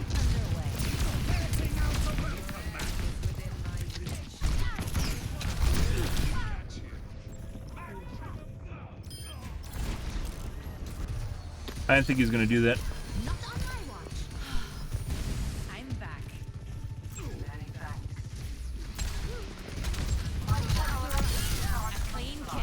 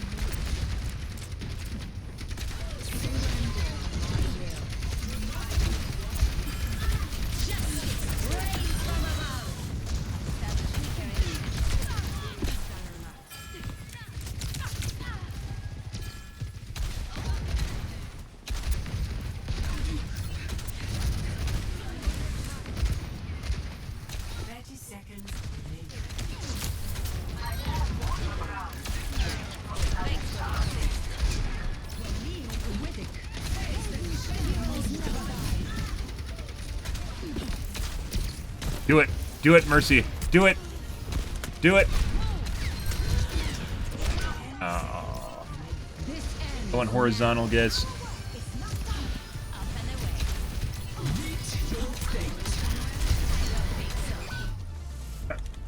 Good. Not too big. Good. Mm-hmm.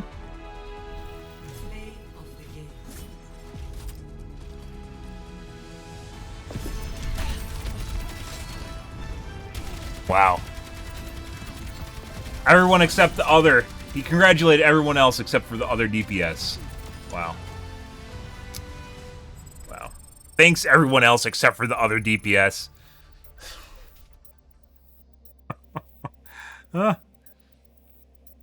Thanks everyone else. Except that other guy.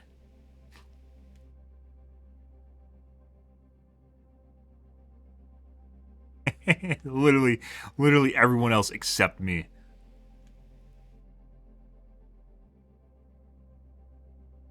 Good. Good, good, good.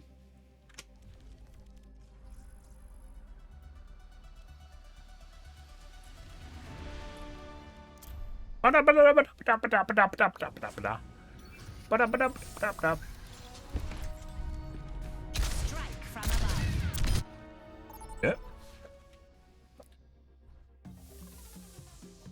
Now traveling to prepare for Bussin'.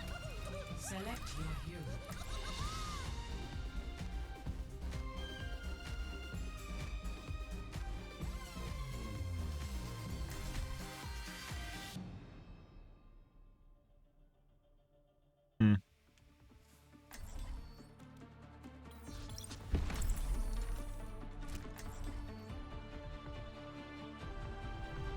Strike from above.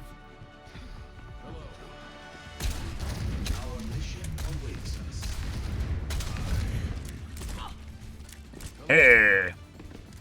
Is that you in game? Are you in game right now with BKSA? What we're fighting for. You VPNing from the Middle East?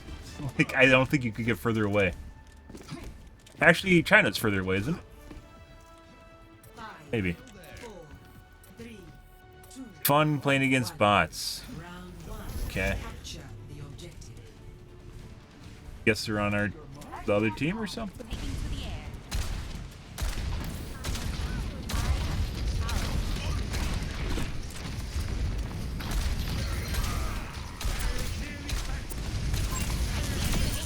Whoop.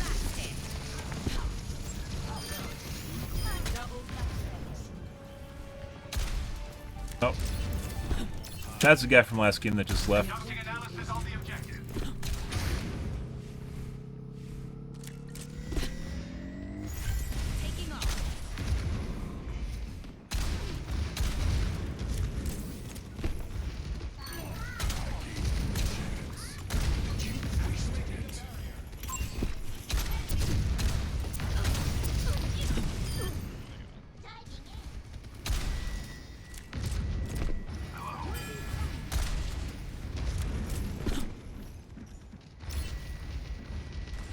The barrier's weakened.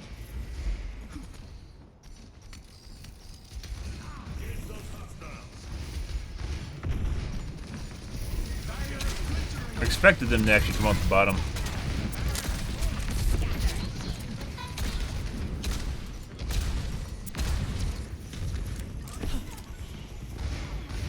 Enemy over here. There you go. Thanks for the assist.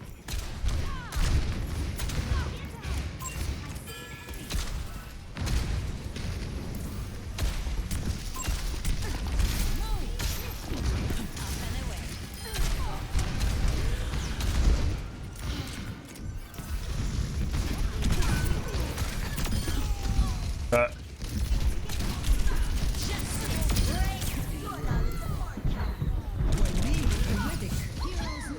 Tried to E, guys, didn't happen.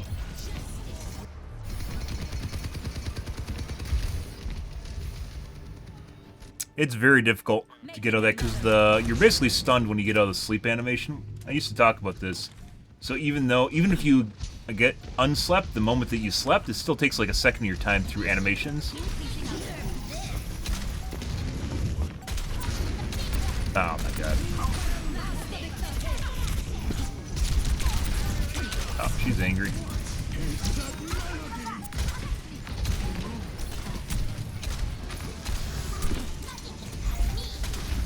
Don't kill me as Diva.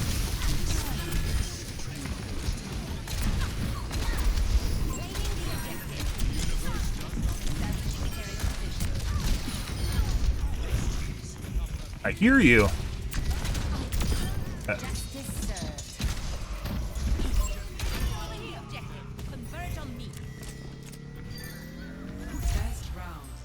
Okay. I guess you didn't want to delay. Ah, you are. Good. Good, good, good. 1-0. 86% direct hit? Although they were fishing a barrel right in the hallway. So, maybe not. Pretty good. They won't even know what happened. I wish you could reset your stats in the middle of the match. Somehow. Might be a niche thing, but there's a lot of scenarios where you can't directly compare your accuracy between one area to another area. Like we just went in.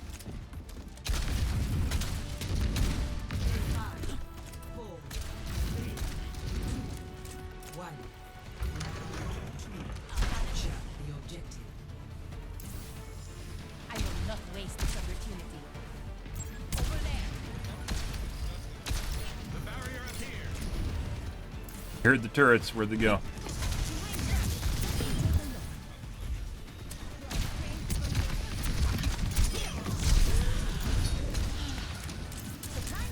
Excellent teamwork.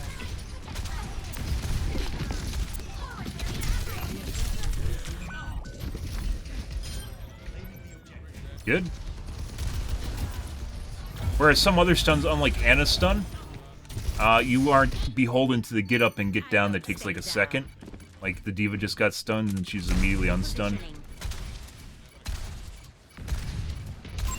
Even though Anna's technically asleep, it's basically a stun, beginning and the end.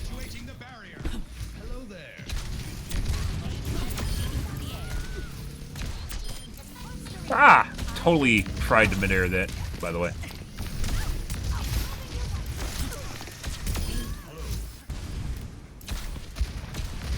Ash.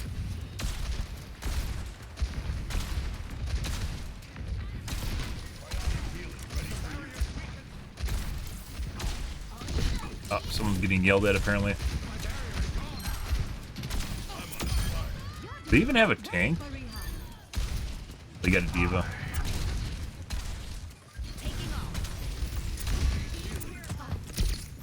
Oh no. Good.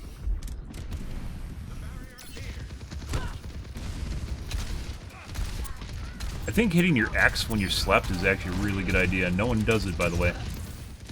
The ping system is not used nearly enough. And then your X, which is ask for healing, also functions as you need help. It is very useful. Heroes never die.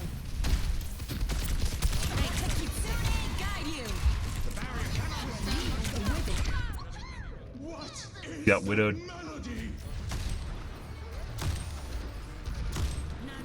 Did I just accident? Okay. Returning to battle. Establishing aerial position.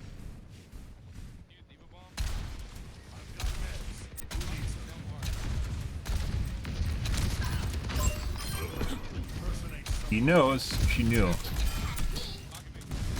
I wonder if she gets to see how much health my guys have.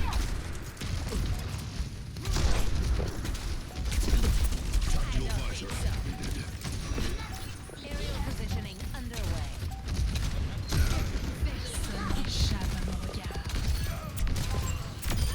Splash.